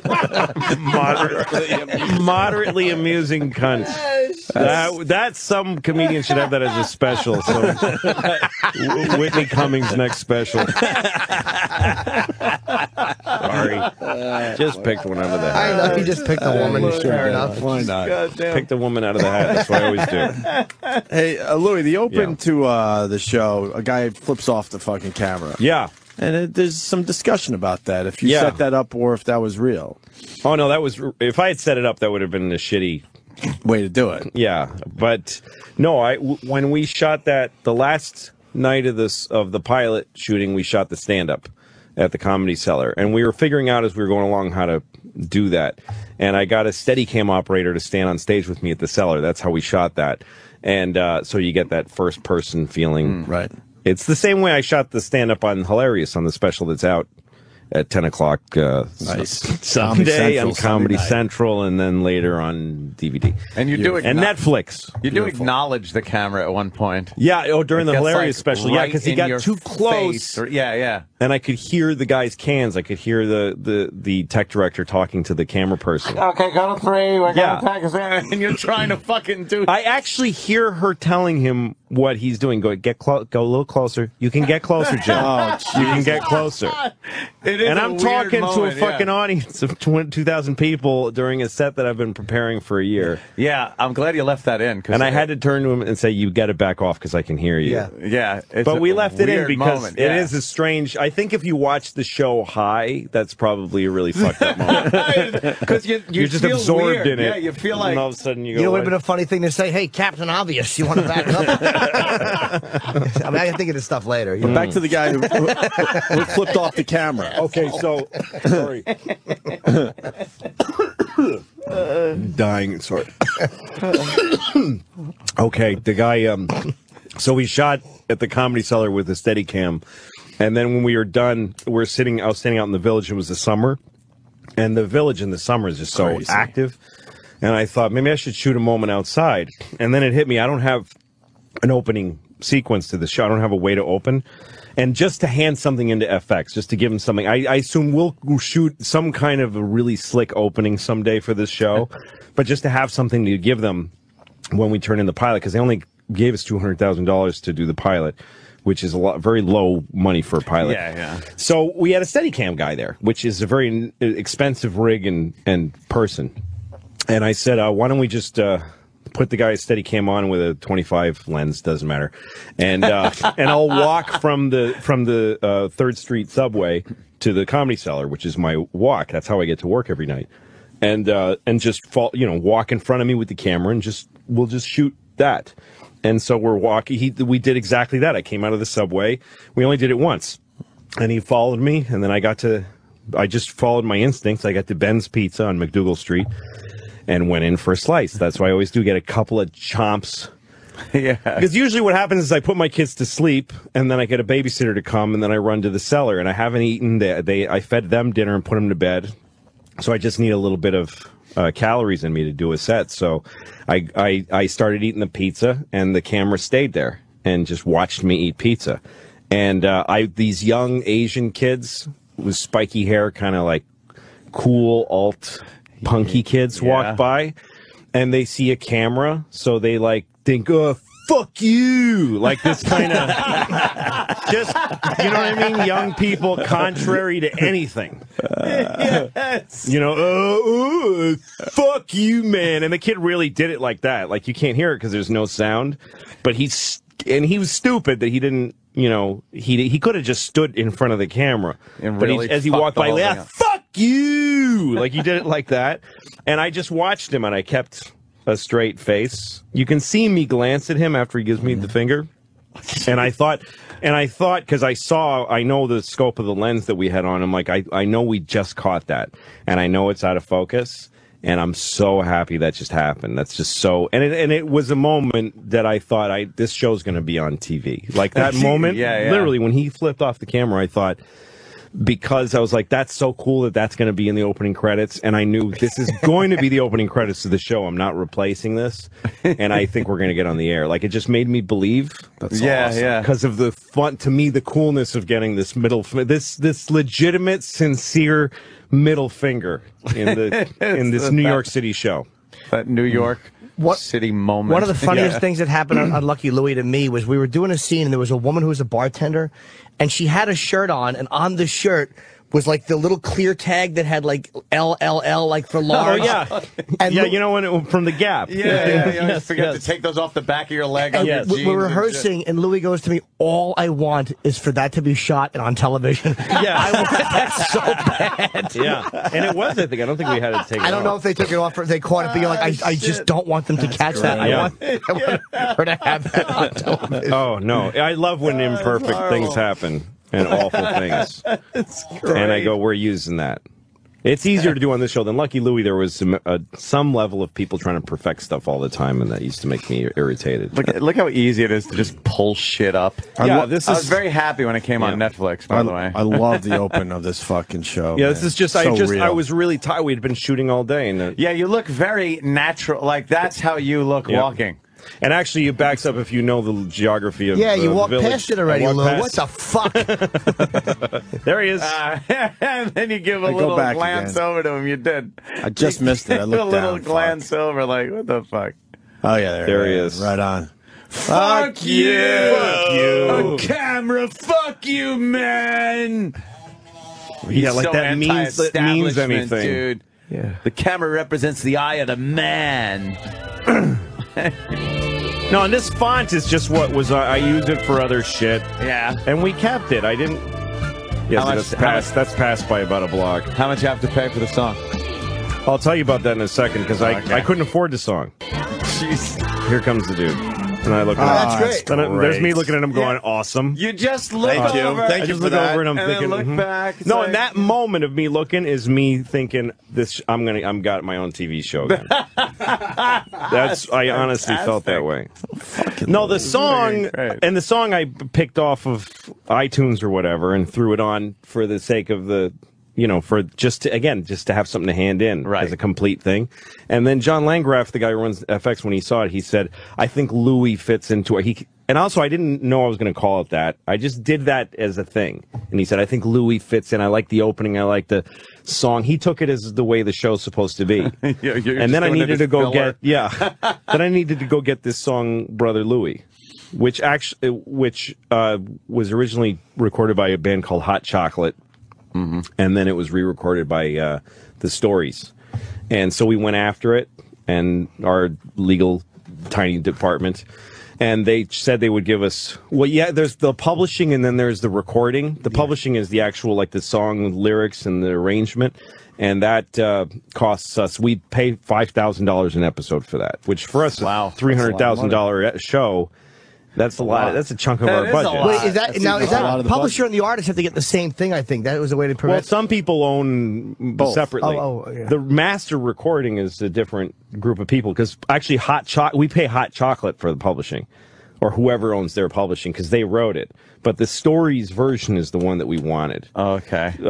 Because of that guy, Louis, Ian Lloyd, that singer. The Hot Chocolate version is like 8 guys going, Louis. Yeah. It's not as fun. So we recorded our own version of it. Reggie Watts was a comic. He did the music for the first half of the season. And then we didn't have enough to finish it with, and we did it with other people. But he arranged and recorded the music for it that we did, which is almost identical to the Stories version. I think it's a little better. It's just a little nicer. And then we did a version where he sang it, where Reggie sang it, and it didn't work. And we tried to think of another way to create that sound, and we couldn't. I was in the studio with Reggie at like midnight, because all the music on this series, I do it with a group of musicians. It's all original music. Wow, Jesus. And but when we were doing the theme song, it's like, I can't.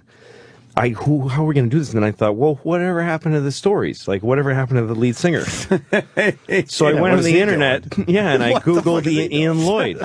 First of all, I Googled the Stories. I don't know who the fuck he was at the time. And I found a YouTube video of him doing it on American Bandstand. And Louis.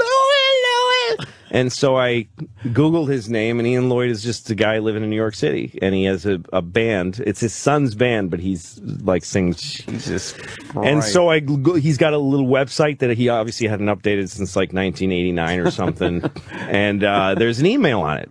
So it's like midnight, and I write a Hail Mary email. Hi, I'm a TV producer, and I want to hire you to do a job.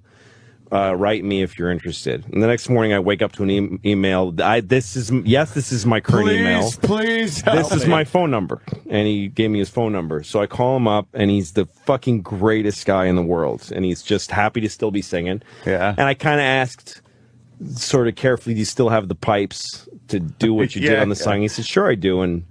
And I told him, look, here's the thing. Oh, because the song, when we went to try to get it, it was like fucking $20,000 an episode they wanted for the recording. For the recording of it, and they wouldn't back down, and we can't afford it. So I went to Ian and I said, can we just hire you as a singer for a day? That's all I can really afford to do. I have no money for this show. And he said, well, I need you to pay me enough that I don't want to kill myself. He said basically, I'm happy to do this for you. I just need to have some self-respect, So I offered him some money, and he said, that's fine. And he showed up. It was one of my favorite experiences ever on the show, because he was such a good guy, and he remembered how we recorded it. He remembered there's a couple of tracks, and he harmonized with himself, and he helped us with it. And the only thing, I had him do it exactly the way he did it in the original, and his voice is a little older, but I like it that ours is a little different. And also I asked him to say, instead of Louis, you're going to cry, the second time he says, Louis, you're going to die. I just asked him to make that one change, which he did. Wow. And he nailed it. So we have a version that 0 people believe is anything but the original Stories version. Without having to pay that money, which would be going to Ian Lloyd. Unfortunately, he probably fucked himself. He fucked himself over. No, and I felt bad, because when I did Carnegie Hall, I had this idea to have him sing live to introduce me.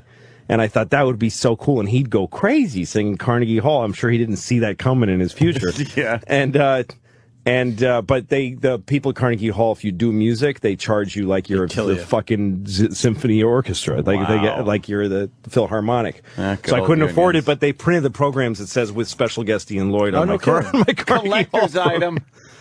But no, he's a great guy, and but there's been people on the internet that are like, this can't be the Stories version because that says you're going to die, and I have the Stories version. I've listened to both back to back.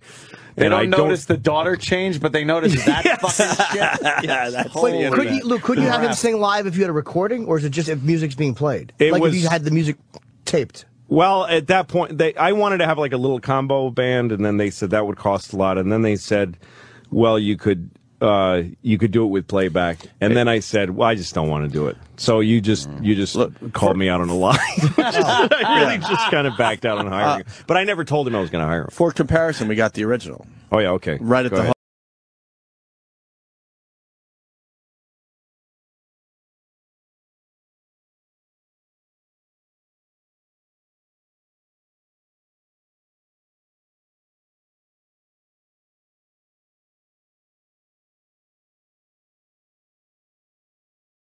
Buddy. What? Oh, you want me? No, yeah, you got the original from the Open. From the Open.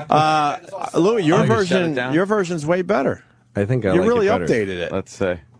Here we go. My bad. This opening is from the Hot Chocolate version. They open this way. The Stories version is more 70s stringy in the beginning. Yeah, there's more strings here. Yeah. It sounds almost like... sounds good. What's the guy who did Fred is Dead? Fred is Dead. That's what I said. Yes, like that. Who is that guy? Was this a popular song? Yeah, it was a hit. Oh, it was a big hit. Okay. Curtis Mayfield, I think. Curtis Mayfield. The music is a little Curtis Mayfield. Wow. That strings. Wow. Louis. I always thought that I thought that was the original lyric. No. Until right this moment. Doesn't exist in the original. That's fucking... Your version's way better. I love him, this crooning singer saying, you're going to die. You're going to cry. What a great anecdote. Yeah, usually those back scenes things are boring. That was a pretty good that one. was very... you fucked that guy over. You totally really fucked him over with his help. You so fucked with his help. Yeah.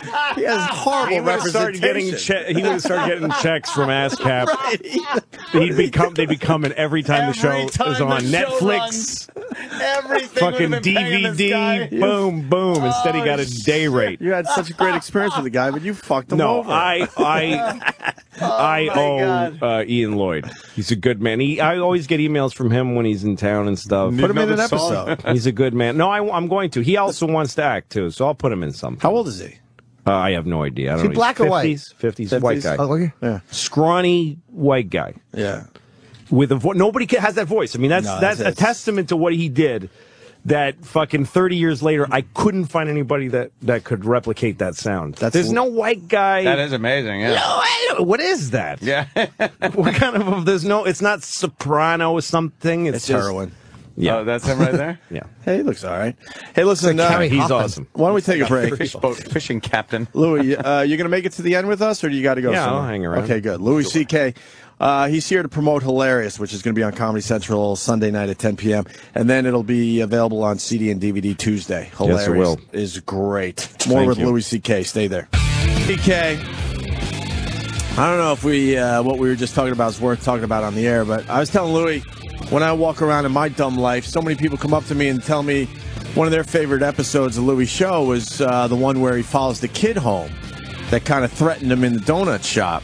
And then the episode ends with Louis just kind of hanging out on the stoop with the kid's father. He follows him all the way to Staten Island.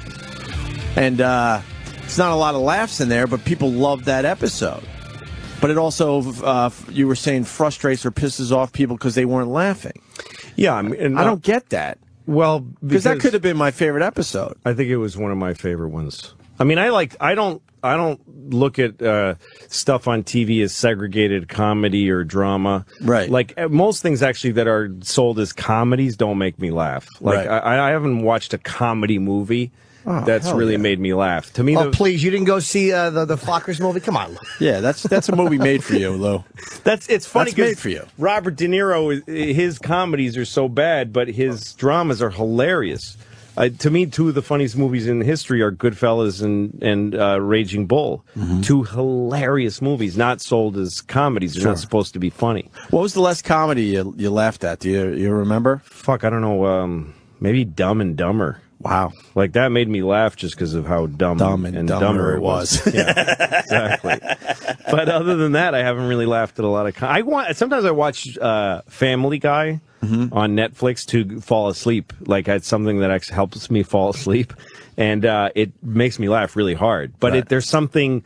because it's a cartoon, I think it's just because it's a cartoons put me to sleep. Because it's one-dimensional and it has... Sure. A sing-songy way of it. Family Guy has these voices that talk like, dang it, so it kind of puts me to sleep. It's kind of funny actually, that you say that. And I kind of hated it the first time I saw it because it's so jokey. But but I gave it a chance because you should love the when characters. you adjust to something you're not used to. That's what a lot of people just won't do that. They're like, this isn't what I am sure is already good.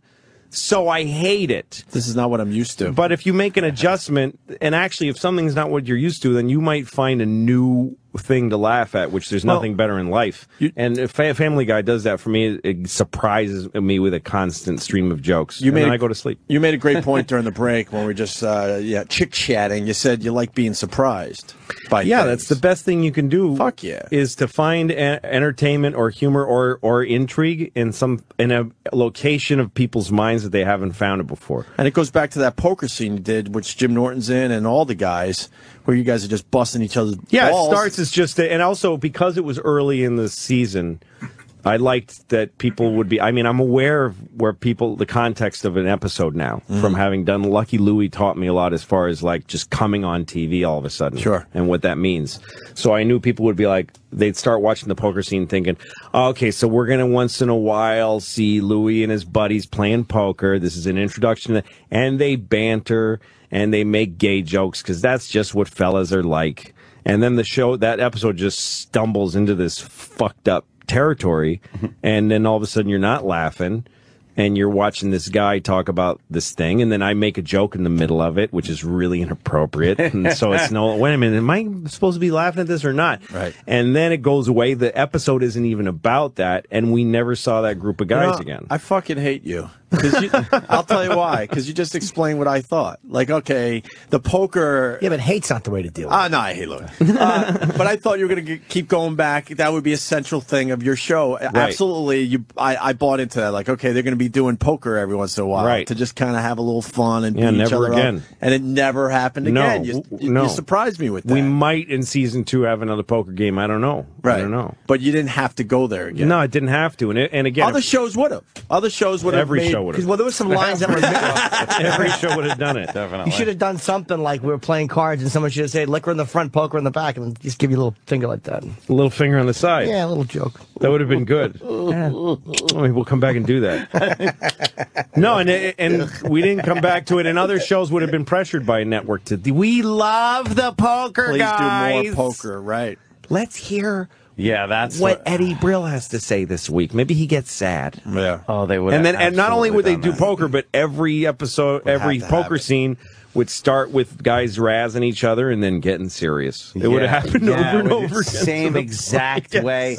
God, they just know how to unfunny shit up. There was originally a second scene to the poker thing, and we shot it and I didn't use it, which is that at the end, it was going to be kind of bookends, and at the end of the episode, I'm on stage. Because I used to do the bits about the word faggot, cunt, and nigger. Like, that was my chunk of inappropriate words bits that I did then. Inappropriate? Yeah, a little bit. Oh. A little bit. And so I do the poker thing to address the word faggot, and then you see me on stage doing my bit about nigger and the N, people saying N-word instead of nigger and that stuff. And then Hannibal Buress, who's in the poker scene, the black comedian, comes up to me and goes, hey, man, I see you banished faggot from your act, but you got nigger going strong. What's up with that? And I'm like, well, I don't mean it that way. He's like, yeah, no, I get it, but, I hear Rick say all this stuff. Do I have to now explain to you what nigger means? Does that, And I'm like, geez, come on, man. And he's like, I'm just saying, if you're going to say nigger, say faggot. I mean, it's not fair. So we actually, That's good. We actually shot it and then didn't use it because the sound was shitty and just Oh, really? Yeah, otherwise I probably would have kept it. How great is it that the Technical network lets you say nigger and faggot, though, is in the right context? It's just great that they don't fucking bother you. Well, nice. the standards person at FX is really smart, and she calls me whenever we, that poker scene was much dirtier at one point. Really? And John Landgraf, the FX president, called me and said that he loved the scene and that he wanted to put it early in the run so that it would get reviewed and it would be part of what people would notice about the show. He said, but it's too dirty. He said, if you want to keep it as dirty as it is, we have to bury it like 12 episodes deep. Wow. Because it was so just cum, every other word, cum, suck cock up the ass, eat dicks, cum. And he said, if you can tone it down in just the amount of times you use those words, then and he said, but it's totally your choice. He said, I think it's worth it because then that episode will get. That's a weighty scene and it's worth doing. So I went through it to see if I could cut it down without hurting it. And I cut out like this part where I go, where I say, how come you have to wear shoes at the club? And Rick says, because the floor gets full of cum. And Nick DiPaolo goes, all right, we get it. And so I manufactured a cutoff where Rick goes, well, the floor gets full of, all right! And he cuts him off and doesn't let him say it. Right. I manufactured that in the editing, and I realized, you know what, this is actually making the scene better. Sure. That Nick gets nervous enough about the stuff that stops it from being said. Yeah. And I used that way of cutting it down. I didn't have to cut out as much as I thought I would. And I showed it to Landgraf, and he said, we can do that. And I'm so glad we did, because that episode partly is the reason the show got notoriety, and that scene's gone viral for you. Yeah, and I got the show. There's this website for gay people called AfterElton.com. It's a very big gay website, and they called me up. This guy called me up and said, "Well, I don't understand how this scene talking about gay people came from a straight guy." He's like, and he wanted to know how a straight person ends up with this point of view. Oh, maybe I'm gay. I don't know. I haven't sucked a dick yet. Yeah, but hey, if I'm a closet gay, let me find out soon. I'm almost fucking 50. Now, get it out in the open so I can start taking advantage. But FX, how awesome would that be? To all of a sudden, open your fucking horizons. But at 50, you just go, fuck it. To go, oh my God, why not? There's twice as many people I can fuck. Why not? Apparently, that's exactly what was tweeted on my fucking Twitter yesterday. Yeah, it said for the new year, I'm going to try buy so I could double my choice out there. Yeah. Because I had left my my iPad out, and Keith the cop was over the house and decided to tweet. Really? As me. Is that what you're saying? Or, yeah, that's exactly what it was. Yeah, it said, in the new year, I resolved to try buy. I mean, why not double my odds? And that's what he fucking does. Well, that's what a friend does. And I had to put Jesus fucking Keith got my Twitter again. I'm not trying to be bi. I really need to sign out of Twitter when I'm asleep. Why did you need to dispel that, though? Yeah, you should just left it out there. What do you hurt? How are you hurt by that? Well, I'm so homophobic that and I'm so insecure about my own masculinity that I feel I have to do that. I don't know why. Now that I'm reading it, I'm like, yeah, why the fuck did I feel compelled to do that? I think it's more of I just want to like give a fuck you to Keith. Sure. More so than having to explain. I don't think I had to explain that I'm, again, nearing the big 5-0 mark and just deciding I want to be bi. I don't think I really had to explain that. More so, it's, look at what asshole Keith did again. I remember I did a show years ago with a guy named Tony V. Do you know Tony V? He's a comic from Boston. I don't know. Very funny guy. And we did the show. He's a really big guy, dresses kind of like a biker, but he's also kind of weird. So he was wearing paisley boots, like colorful paisley boots, and then a biker jacket. And we were doing a show in Rhode Island, and some guy yells out, it was at a college, and this kid yells out, faggot. And Tony V, big burly guy, and goes, what? He goes, look at your boots, you're a faggot. And Tony goes, well, let's examine that for a second. What if I was a faggot? What if I was gay? And I decided I wanted to take you out back by my car and force you down over the hood of my car and fuck you in the ass. If I had decided to do that, you know what you could do about it? Nothing. There's nothing you could do. I'm bigger than you. I'm smarter than you. I would just take you. And he goes, so you better pray I'm not a faggot. You better hope you're wrong, man. It's a great way to handle it. Yeah, who cares if somebody thinks you're gay? I really couldn't care less. If there was some way something came out that I was gay, I would never. I'm here to declare that these allegations are false. I just go, yeah, all right. I want to say that. Yeah, who cares? And yes, honestly, I'm gay. I'm not backtracking because we make enough dick suck jokes in this place and self-deprecating homo jokes and stuff. But I think it was more of a just, oh, fuck, look, asshole got my fucking Twitter account again and did that. I never care what people think. You know, you make up a few tranny stories, people start to think that it's real. Yeah. Those oopsie. Wacky people. Oops. Sure they do. We got a lot of people that want to say hi to Louie. Now that you're a big star, Louie. No. He's really famous. Yeah. I just keep looking at him. He's so famous. I've just kind of crossed over to a place where I'd have to go through infamy to get out now. Like I'd have to do something bad. Really bad. Yeah. Otherwise, it's going to just be a half-life like uranium. It'll be. I think we kind of. No, the truth is, the show. Away. I already see the road back down. This season of the show, everyone says it's just not as good as the second. People love to do that. People love taking shows with promise, saying, you know what, wasn't as good. Sophomore jinx. John Langreff gets fired. Third season, I'm off the air. I go back on the road. I'm not as inspired as I've been in the past. I put out one shitty special, and it's over.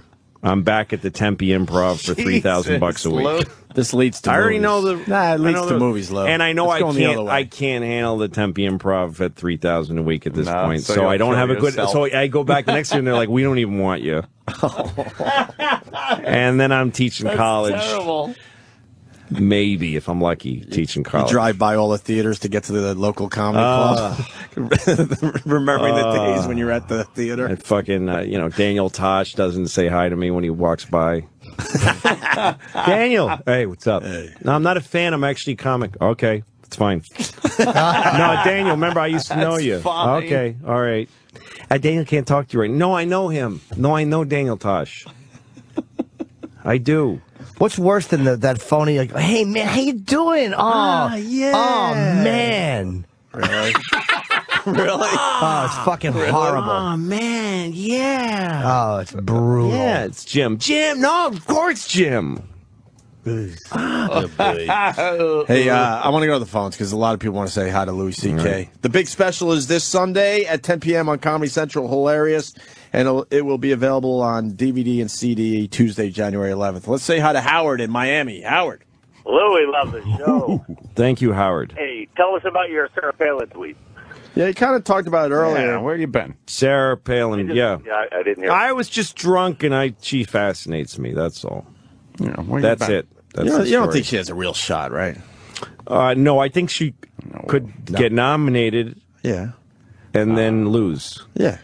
She has no shot at winning the presidency. I don't think so. She's not a good enough debater, and honestly, she's not. I don't think she's bright enough to play on that level. And I'm not shitting on her. But I just don't. I think she can. knows that, too, and she's just kind of enjoying the attention everyone gives her. Well, I don't think she even believes in herself. she's smart enough that I don't think. Well, she didn't even want to be governor. Right. She No. didn't want to do it. She's doing a reality show now. Who gives a shit? Yeah, but I don't know. Under the right circumstances, something weird could happen. I mean, I'm not saying that she's like I called her the new Hitler on Twitter once, and the person from FX said you can't compare her to a person who killed 6 million Jews, and I said, well, I'm not comparing her to that. I'm comparing her to like early Hitler. Early Hitler. Yeah, the way that Hitler wrote, there is a comparison. It doesn't mean she's going to end up killing the same amount of Jews. Early Hitler. But first she's couple of seasons. starting out a very similar way, which is to be extremely inflammatory.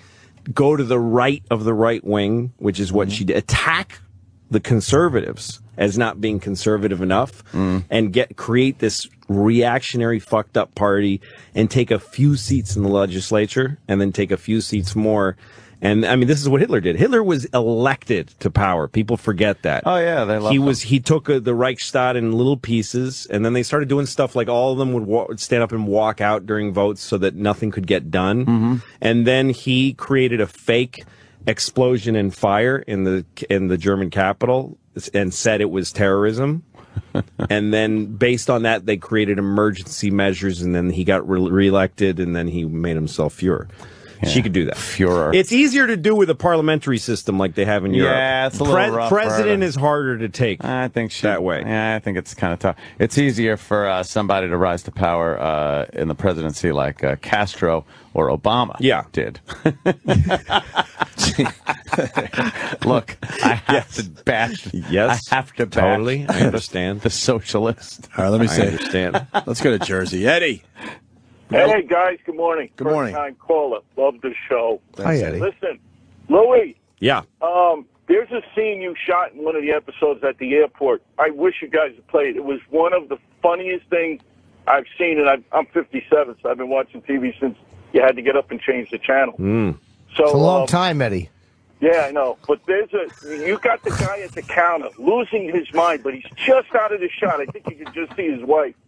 And watching your face cringe as the guy is screaming at the counter, it was hysterically funny, and you got to do more of that. Oh, thanks, man. Yeah, that happens all the time to me in airports and stuff. Somebody that's not in your world just fucking has a horrible moment, and you just get to see it. Mm-hmm. Well, the funny thing is, I just got stranded out in Wisconsin last weekend trying to get back. So, I mean, and I'm thinking about that episode, actually, as I'm standing there trying to make reason of why I can't get home. But how long you been flying, Eddie? Probably a long time, right?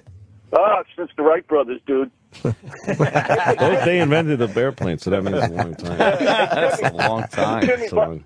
Jimmy, by the way, I want to thank you. You met my son the last time you were down at the Borgata. You treated him real nice. Oh. And he didn't even bother you for a picture, so thanks a lot, Jim. Oh, you're welcome. Of course, man. And Jimmy's going to be back at the Borgata, right, Jimmy? I know you're not promoting, but the guy mentioned it. With Brewer, Attell, and Burr. Yeah, the first two are sold. The third one has a few tickets available to Late Show Friday. That's great. We're all going down there, too. That's great. I want to ask Louis about the Huckleberry Finn thing. What about Huckleberry Finn? They're taking the N-word out of the book. Oh, yeah. There's a whole documentary about that PBS did. What? You could probably get it on PBS website or something. They did a whole documentary about Huck Finn. And that Nigger Jim is the name of the character. And that once in a while, this happened. This is a cyclical thing. That's why everybody should see this documentary. That every once in a while, since the book was written, like Mark Twain, there's actually a quote from him where he says, "I knew that when I wrote Huck Finn, he would cause a lot of trouble, and that he will throughout history." Like that every once in a while,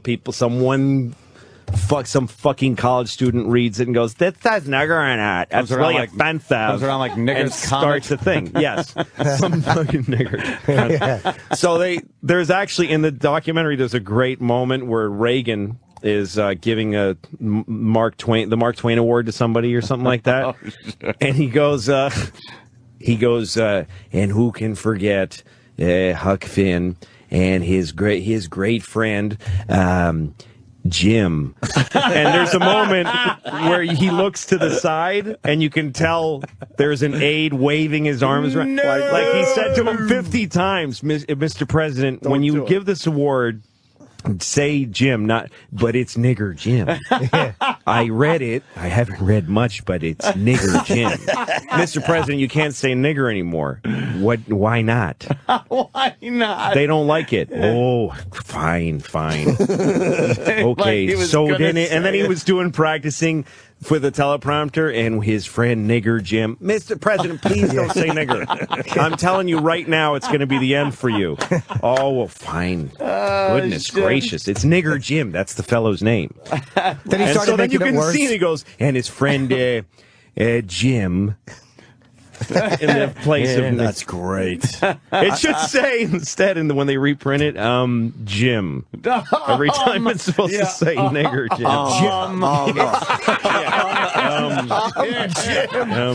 Jim. Or they should just put fucking in front of it. Yeah, fucking black Jim. Just with fucking his black Jim.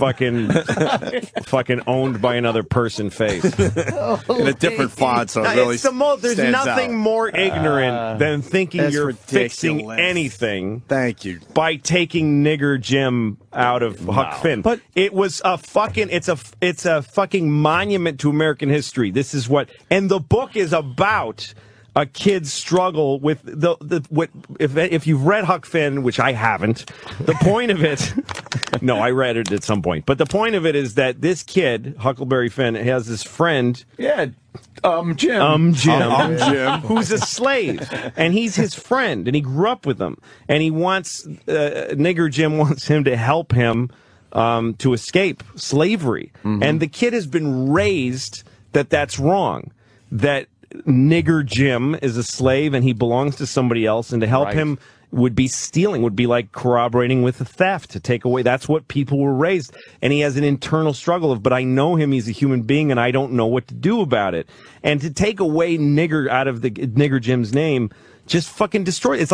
It's like pretending he wasn't a slave. Yeah. It would be like rewriting the story and just saying Jim was an employee of the Home Depot who wasn't paid much and he was thinking of getting another job. But Home Depot's really, their contracts are really strict. So Huck Finn had to help him go to a job at IKEA. And no, he was a fucking slave who was whipped, and his name was Nigger Jim. That's how bad his life was. Yes, so if you take nigger out of Nigger Jim's name, you're softening the reality of what life was like then. And you're taking away what was great about Mark Twain's humor. Right. Is that he reduced the misery of not only black people, but of all poor people in the South. He took that context and made colorful, beautiful, funny stories inside of that of this barefoot kid who's fucking starving, and he's a dynamic, interesting character. And his friend Nigger Jim has a voice. Nobody else was writing for Nigger Jim. It softens the whole conflict that the kid is feeling too by. Because then it's like, oh, it's just Jim. Yeah, it's just his friend Jim. No, this guy's life is so bad that he actually has to say, hi, my name is Nigger Jim. Like, he actually has to answer to Nigger Jim. Yeah. But now it's Slave Jim, and eventually they'll get rid of slave. How about this? Would it be acceptable if they call servant or something else? Yeah, exactly. Jim the you-know-what. And eventually it'll just how about Black Jim, like people just say it about people at work. Yeah. Just Black Jim. The black guy. You know Black Jim. Yeah. But who is offended by this? Because I spent a lot of time on Twitter because this was niggers. I wanted to send you out there. Perfect. I don't know. It's usually white people. But you know what? I was on Twitter a lot yesterday looking at this because it was a trending topic. No one was offended that was commenting on it. Black people weren't offended. White people weren't offended. Equally, people were like, why are they doing this? I thought it was financial. My take was because this book company is doing it. But then they're out of touch because I think every time, I think that's very shrewd, Jim. I think that every time they do a new edition of Huck Finn, they go roll out the fucking nigger thing to get it out on the store, to get these sell some books. And they're afraid people might not buy it with nigger, and especially the climate now. So like we want to sell books, change it like that, and maybe schools that aren't buying it will buy it. I think it's a financial. Oh yeah, no, putting nigger in a book just shuts down sales. I mean, to colleges and schools. No, I know. But Twitter is huge, and I'm telling you, I didn't see one person go, well, they should take it out. They were all like, what the fuck is this about? Well, who's talking about taking it out now? The publisher? Is they talking about taking it out? Publisher is taking it out. The New South. Without really giving a reason. I haven't seen a reason yet why they're taking it out. No, it's really... They said it was actually based on one guy complaining and talking about it, that whenever he had to talk about the book as he was teaching, he did the Jim. How fucking important is that? And you should say Nigger Jim when you talk about the book. You should, if you're talking to sixth graders about it, you should say Nigger Jim every time. You should never say Jim without nigger. In any context, sports, Nigger Jim. On this show in the morning when I say hi in the morning. Opie Anthony with Nigger Jim. Yeah, that's your new name, Jim. Nigger Jimmy Norton. Little Nigger Jimmy Norton. Oh, Jesus, Lou, you got to show on FX. You're gonna get an FX. No, but you shouldn't. That's how you untie those two. You're doing a real fucking damage. Yeah, I agree. It is softening. Completely agree. Completely. And they'll continue softening it. They won't stop by with just naming him Slave Jim. They'll move on from there. Hey, a quote from Mark Twain about censorship. Censorship is telling a man he can't have a steak just because a baby can't chew it. That's very, very Mark Twain of him. That is Twain. Telling a Can you fucking find man Mark he can't Twain have about Huck Finn? Because he said you'll find Mark Twain talking about Huck Finn. Yeah, I would love to know. And if you Google, also YouTube around and see if you can find that Ronald Reagan clip, because I swear to God, it's what it always ends up being something I didn't. What a great quote! yeah, what that a is. fucking. That's a good one. Censorship is telling a man he can't have steak because a baby can't chew it. Right. That is fucking genius. We sacrificed, and said this years ago, our own entertainment because we got to protect the children. Yeah, the children. But I think also what baby about is our entertainment? A baby is also about other adults. Metaphorically as well. Definitely used as a metaphor. Absolutely. For asshole children thinking. I never read that. I don't read Mark Twain. I've never read him. Jimmy. I'm just not. Neither do I. That's a great quote. Yeah. That stopped me in my tracks. And I'm hard to do. As everybody says, no one doesn't stop in their tracks like Norton. That's what the word on the street is.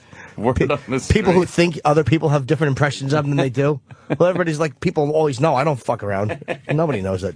Jerk off. Nobody knows that. And in other news, it's official, according to CSA Dick, the Cleveland Cavaliers have offered that homeless guy the job of announcing at the fucking Cleveland Cavaliers. Cleveland needs something. Yeah, that guy is poor guy though. A really good job. See, he turns it down because he doesn't want to live in Cleveland. Right. Maybe he wants to go somewhere warmer. Well, that too, Chip. It just ruins your brilliant joke. Oh, fuck him. Yeah, well, what are we doing? We're looking up the clip. I was trying to find it. Yeah, clip. That's going to be a hard thing to find. I'm gonna. Yes. It was a PBS documentary. I'm gonna watch that today. Yeah. Can I watch it on YouTube? Netflix. It's kind of difficult to find, actually. How about Netflix? Later, I got crazy. I got to look. When I did a preliminary search, it wasn't really yielding a lot besides VHS tapes. What's that? What's the special called? The documentary? I don't fucking remember. I'll get it for you. Hang on. Someone can help me out and let me know. That's all right. Sometimes we snap. I don't. It is called Culture Shock. Born to Trouble: Adventures of Huck Finn. That's the name of it, but it's kind of hard to find because it's 10 years old already. Right. I'll see. So I'm surprised YouTube doesn't have a. I know. I just did it might be on there, but not under that title anyway. Right. Is it on Netflix, Dan? I need to look for it because please, I'm doing something else now. Let me say hi to Jerry in Maine. Jerry. Hey boys, how are you? Pretty good, buddy. All right. Louis. It's a great show, and you know what? Hold on one second. We will go back to you in a sec. Kyle in California is a black guy, very angry. Kyle, what's up? Hey, good morning, guys. Good morning. Hi, Kyle. How you doing, Kyle? And you're... He's laughing. What's up, Kyle? I want to say I love the show, right? But you guys, like Patrice. If Patrice was there, you guys would use like your fucking nigga quota this morning. Like, this shit is ridiculous. Louis, I love your show too. My wife and I watch it all the time. Genius. But who made the point saying that to take out the word nigga Jim takes away from the story? I didn't catch who caught that. No, it's not.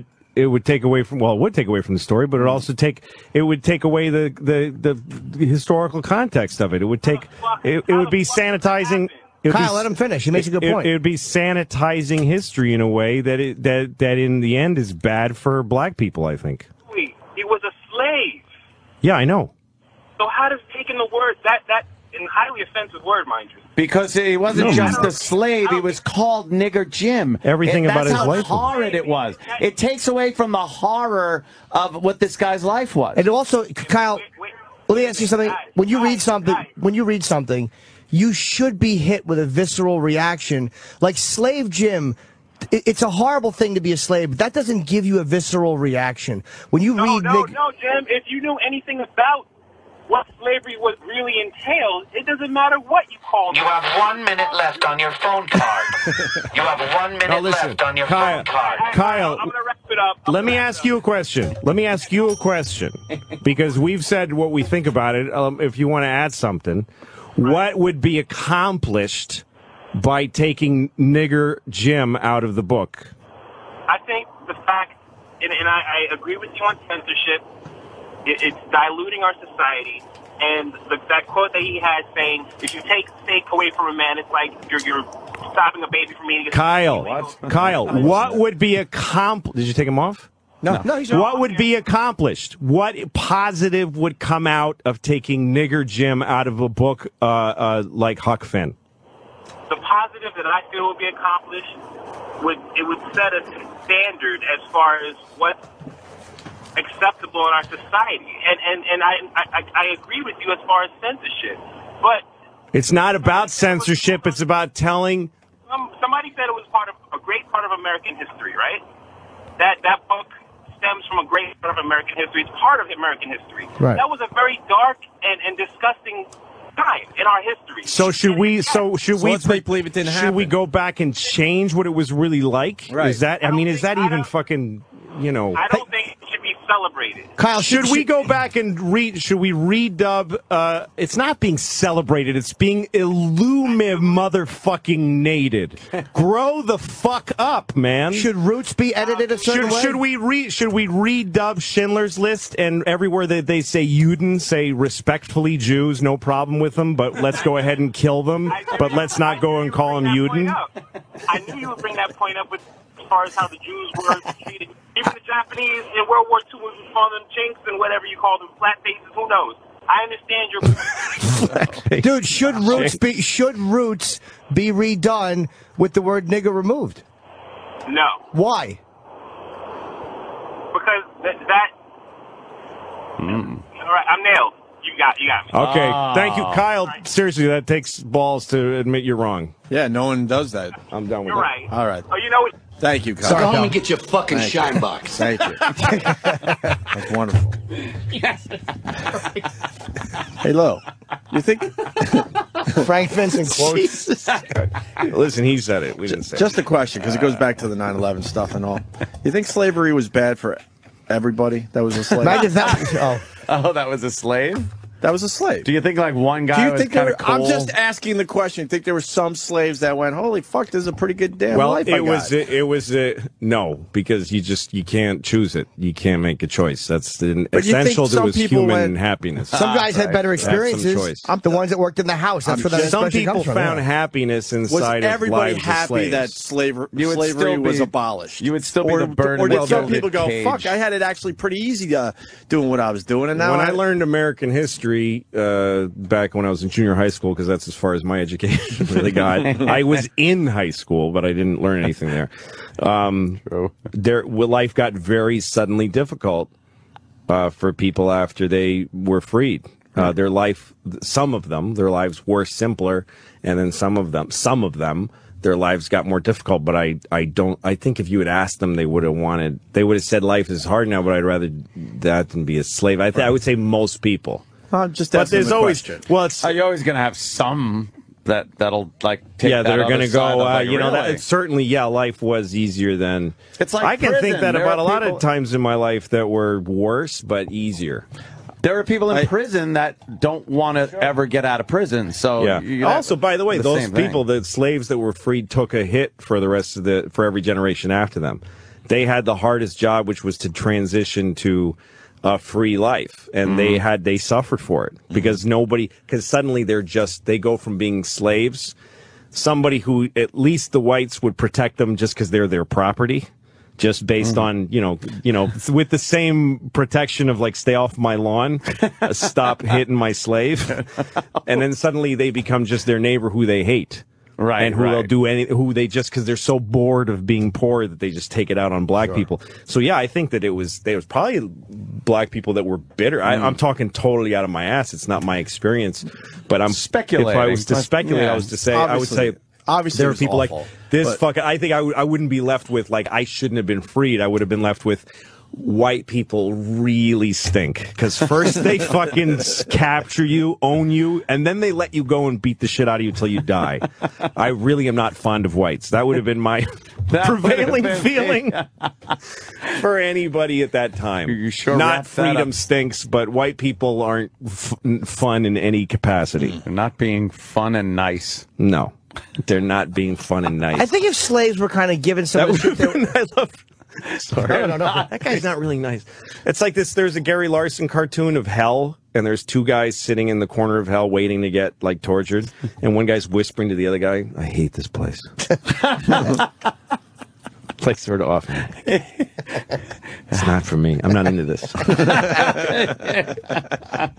So I suppose there's black people that were like that.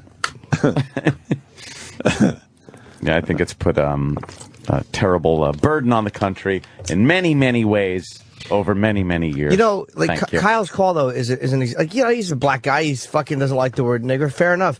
But it's like that reaction, that initial just that anger about it. It's like when you break it down logically, it's like it shouldn't be taken out. To be pleasant or to be polite, you can't change something that makes you realize how horrible something. You should read that and feel unpleasant about it. Yeah, that's what Mark Twain was also, going it's for. what he wrote. It's what Mark Twain wrote. Yeah. Leave his shit alone. It's what he wrote. It's what he wrote. It's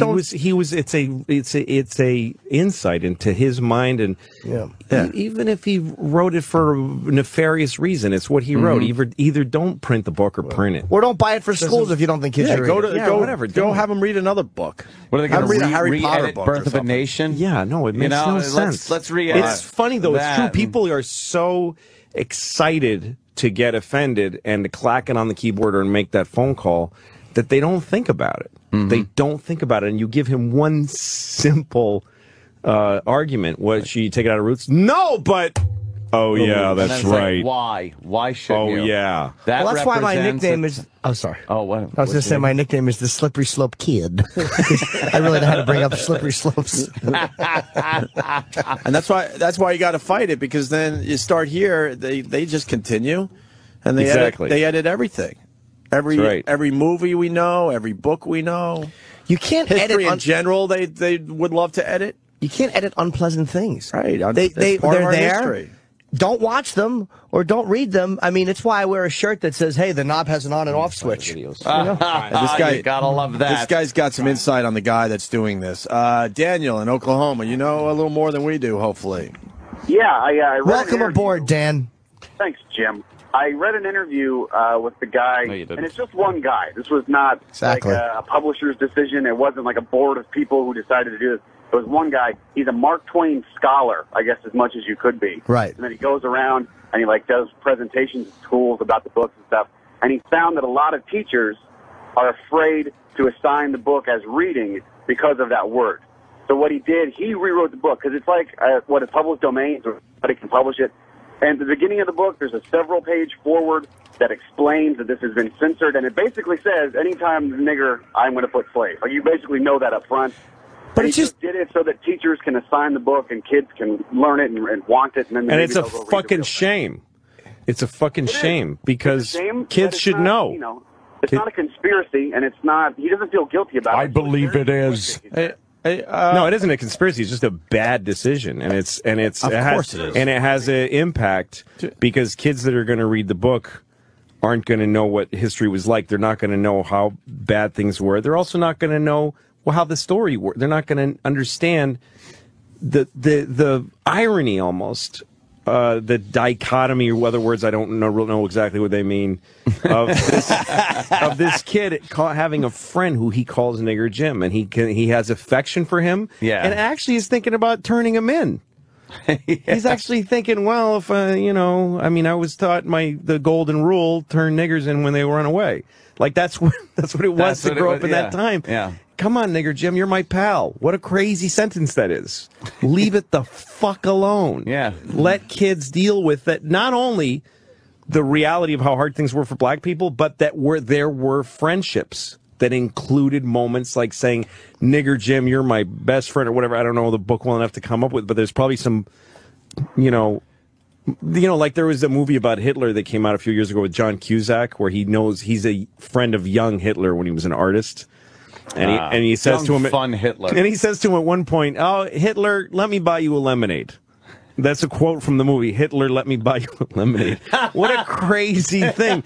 But it's a valuable thing for people to know that Hitler was once some art student that somebody took sympathy on and bought him a lemonade to cheer him up. Who knew he liked lemonade? Did he drink lemonade? it? Did he accept the lemonade? He accepted the lemonade and said, I'm going to kill every Jew. Yeah. Did he see the lemonade and go, wow, this will make great dye for numbers? That really started the ball rolling. Probably a good thing you didn't ask for you didn't ask for orange juice. Huh? I didn't hear you, sir. We talked over you. I apologize. I was trying to do a chip. I'm sorry. Oh, that's all right. You're gone. Thank you. I actually didn't hear that one. Yeah. Louis, you like that your kids go to public schools? Yeah, I do. I think public school is an important part of how things work. Are they learning when they work. proper things, you think? No, but they got, it's good they're getting a bad education to get. No, we have a particularly good public school in our neighborhood because we have wealthier people in our neighborhood. But you seeing that PC shit, though? Fact. What's that? The PC shit? No, it's Merry Christmas at that school? Still? I'm trying to remember if in Christmas we had Christmas stuff up. I don't know. I don't care about that. I don't believe that that's the fucking battleground. the happy holidays. Bill or O'Reilly. Merry Who gives a Christmas. shit? There's no. What are we defending Santa Claus and you're a Jesus? Pinhead, then. Yeah, apparently I'm a You're pinhead. A pinhead, and Don't not get a on his patriot. bad I don't side, think it Mo. makes any difference. Is that Watch out for cheesy? him. When they say Merry Christmas in school, it's just as cheesy as when they say Happy Holidays to everyone. Sure. I don't care. Okay. But the kids' education is, I think it's really a huge part of why America grew well, even though it's now dying poorly. A horrible death. That people would all throw into this one school, and wherever you lived, that's where you went, and that it was paid for by a collective, and kids in your neighborhood and teachers in your neighborhood all interacted, rather than this idea that a school is being paid for and selecting children. You get all these things like fake diversity in private schools, where private schools brag that they have a certain amount of, just enough black people. Just enough diversity. Yeah, to say we're diverse. To make everyone comfortable. Yeah, but public schools are just very ad hoc. They're very imperfect, and they're good. What's ad hoc mean? Ad hoc means kind of put together without a plan, I think. Yeah, it's like an ad hoc. Sounds right. Yeah, there's layers of lumpy paint. There's not really a, and you can get the shit beat out of you by the diverse crowd in public school. Yeah, yeah, and you just do your best in a public school, and it's got the depth that you can go in. If you're a kid that's really curious, you can learn. Otherwise, you might be ignored. It's sort of up to you. Learn more about like real life and how to function in society. But it's terrible that there are places where there is no good public school. I mean, there's neighborhoods in America where there is no accredited school, where there is no school. Yeah. There's a lot, like in Lowell, Mass. I think my friend of mine is a doctor, and he bought a mansion in Lawrence, Massachusetts, because it cost him $15. And he started living there and opened a clinic, and then he learned that there was no school. Literally, the public schools were so bad that they lost accreditation. That if you graduated from the local school, you couldn't go to college. It didn't matter. You just went and totally, because they didn't have enough money to keep the schools going. There was no private school, so literally those kids were weren't growing up illiterate. Wow, that's fucked up, and it should be, I think, fixed through public school. I don't believe in all this charter shit and private school vouchers. I don't personally believe it. That's just my belief, though. I went to a great tax. I know that, and I don't have no kids. What's that? I ain't got no kids, but I pay a lot of school tax. Yes, you do. Yeah. So enjoy your education, kids. It's so, I guess it's so, they're not throwing shit at my house. That's all it is. Yeah. It's keeping the dirty folks in the the building. nice schools, because if you have nice schools, then it keeps nice people in your neighborhood. That's right. So it's pretty much I'm paying extortion money to keep the neighborhood nice. The bad people out of my neighborhood. They get you coming and going, Aunt, right? How many times have we said that? Right in the pocketbook. They hit you right in the pocketbook, Jim. Running out of show. One more phone call for Louis C.K. because it's a good one. Melissa, what do you got for Louis? Oh, you saved the best for last. Good morning, gentlemen. Good morning, Hi, Melissa. Why are you laughing at? I have been married for 10 years, and just recently I started really changing my viewpoint on that, and listening to the show has been a big help, and Louis, you in particular, have really led me in the right direction, so I just wanted to thank you. So do what, divorce? You got out of a bad marriage? She's trying not to say what she's... Yeah. Okay, good. Because of Louis C.K.? Pretty much, more or less, yeah. There you go, Lo. You're helping people. Well, what was wrong with the marriage that you had to get out of it? It just wasn't working. Yeah. I don't want to get too specific. Oh, yeah, no, vague. Keep it vague. Do you have kids? That's what I do. But yeah, it's. You have kids? No, and that that's so who fucking kind of cares what then? helped. Yeah. Exactly. He wanted Who an cares? ass. Did he ever hit you? Want some ass. Did he ever hit you? I love it. Was it physically abusive? No. What do you do wrong? What are you, the Kramer versus Kramer lawyer? Did he hit you at all? Was he an alcoholic? Did he blow his money? Did he? Well, then I can see why you left him. Next witness. I don't want to put blame on You want the kid, don't you? What makes a woman a better Cheating. parent simply by virtue of her sex? There's a great line from Kramer versus Kramer. Infidelity. the virtue of sex. I don't know who that was. Infidelity. Dustin Jerry Hoffman. Seinfeld. That was good. No, marriages are sometimes they just stink. Every fucking day stinks, and then you stop talking about it because it's so bad that you can't communicate because the only communication would be, "Honey, I'm not feeling so good about us." I know because every day sucks and we should split up. That's a hard thing to say out loud. But there's nothing, it's natural. Why should nothing is going to just keep going except for Opie's marriage. Other than that, there's It really is a no happy reason marriage. to think. I really think marriages should be finite. I really think you should sign like a 5-year, 10-year contract. Oh, yeah. Depending on your. gotta re-up. You should be Probably able to ruined our re-up after that? relationship with getting married. Well, that's what if you were to like do a 10-year, 5-year. I love you. I want to marry you for 10 years. Yeah. And then around 9 years, you start talking about, you want to keep doing this? renegotiate. You want to keep re-up? Well, then you could say, here's why I'm not crazy about re-upping. You could actually say it. If you're 9 years deep into a forever relationship, you can't even talk about the problems because there's so much at stake. But if you were at year 9, you'd be like, okay, here's what I hate about you. If you could change 40% of these, I would hang in for another 5 years. And then the other person goes, I don't want to change this. I don't want to change this. What a brilliant idea. Well, because we're talking about changing marriage to be civil unions anyway, to be a civil union, by the way, is a prenuptial agreement. That's what it is. Yeah. A prenuptial agreement is a civil union. It's a court-based And thank God for those. civil. So you write those out. No wonder he left And then you. every marriage will become. Wow. I know. Every marriage will become. Exactly. The men are talking. Yeah, why don't you go grab some coffee for Exactly. the boys? We're going to make some cookies. I want to smell cookie dough wafting out of the kitchen. And you me waddle too. around in your apron while the men talk. And fucking drag your cunt into the fucking kitchen. Yeah. Make No, us listen, cookies. I'm glad you got out of there. It's not. I'm only kidding, madam. There's a lot of pressure on married people to stay together by people that have no stake in it.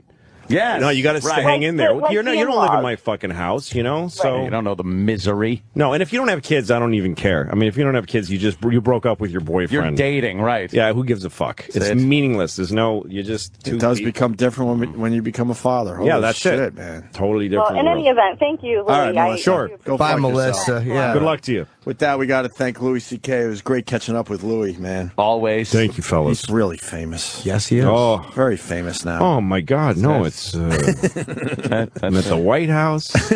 I'll tell you what. That's what you know. What when I tweeted the Sarah Palin cunt tweets, the thought I had up there in the sky was, I've put a glass ceiling on my career. I just put a glass ceiling. You'll never be the guy. I at the will White never House. be at the White House Correspondents' Dinner. Like No. that's like the heavyweight champion of the. That's what every great comic gets Wants. to eventually is roasting the president. Yeah. And in the White House, and somebody will vet me for that at some point, just because I'm one of the, I'm on a list, a short list of comedians in the world. I don't know how short the list is, at least 20 or so. And if you who are alive and working, and if you tick down that list, you get to my name. Click Google. Nah, let's not invite that problem. Comments, that's going to be a problem. Sarah Palin's retard making cunt. I don't think we want. That's going to be a problem. Steer clear of this one. To give the Chris or whatever the fucking people at Fox News are. Yeah, we don't want. All right. Barack Obama apparently thought it would be funny to have this guy who said Len that Beck. Sarah Palin's son was a retard. Now, if a Republican comic had said something like that, they'd have hung him out to dry. They really would have done a number on that one. I do love the hypocrisy there. Fucking Louie, you rule. All right, what do we got to do? We got to make sure people see Hilarious. It's going to be on Comedy Central Sunday night at 10 p.m., and then the DVD/CD will be available Tuesday for Yes, Hilarious. and Louie will come back on FX in June. Can't fucking wait, Louie. New episodes. We can't wait for that. And Jimmy, you good? All I got is Cap City in Austin. I've never done Austin, Texas. I'm doing that for the first time in a few weeks. Great club. And the late show at the Borgata, we have a few tickets available for the 15th late show, and that's it. Okay, and Paul's good. We're going to go to break with another taste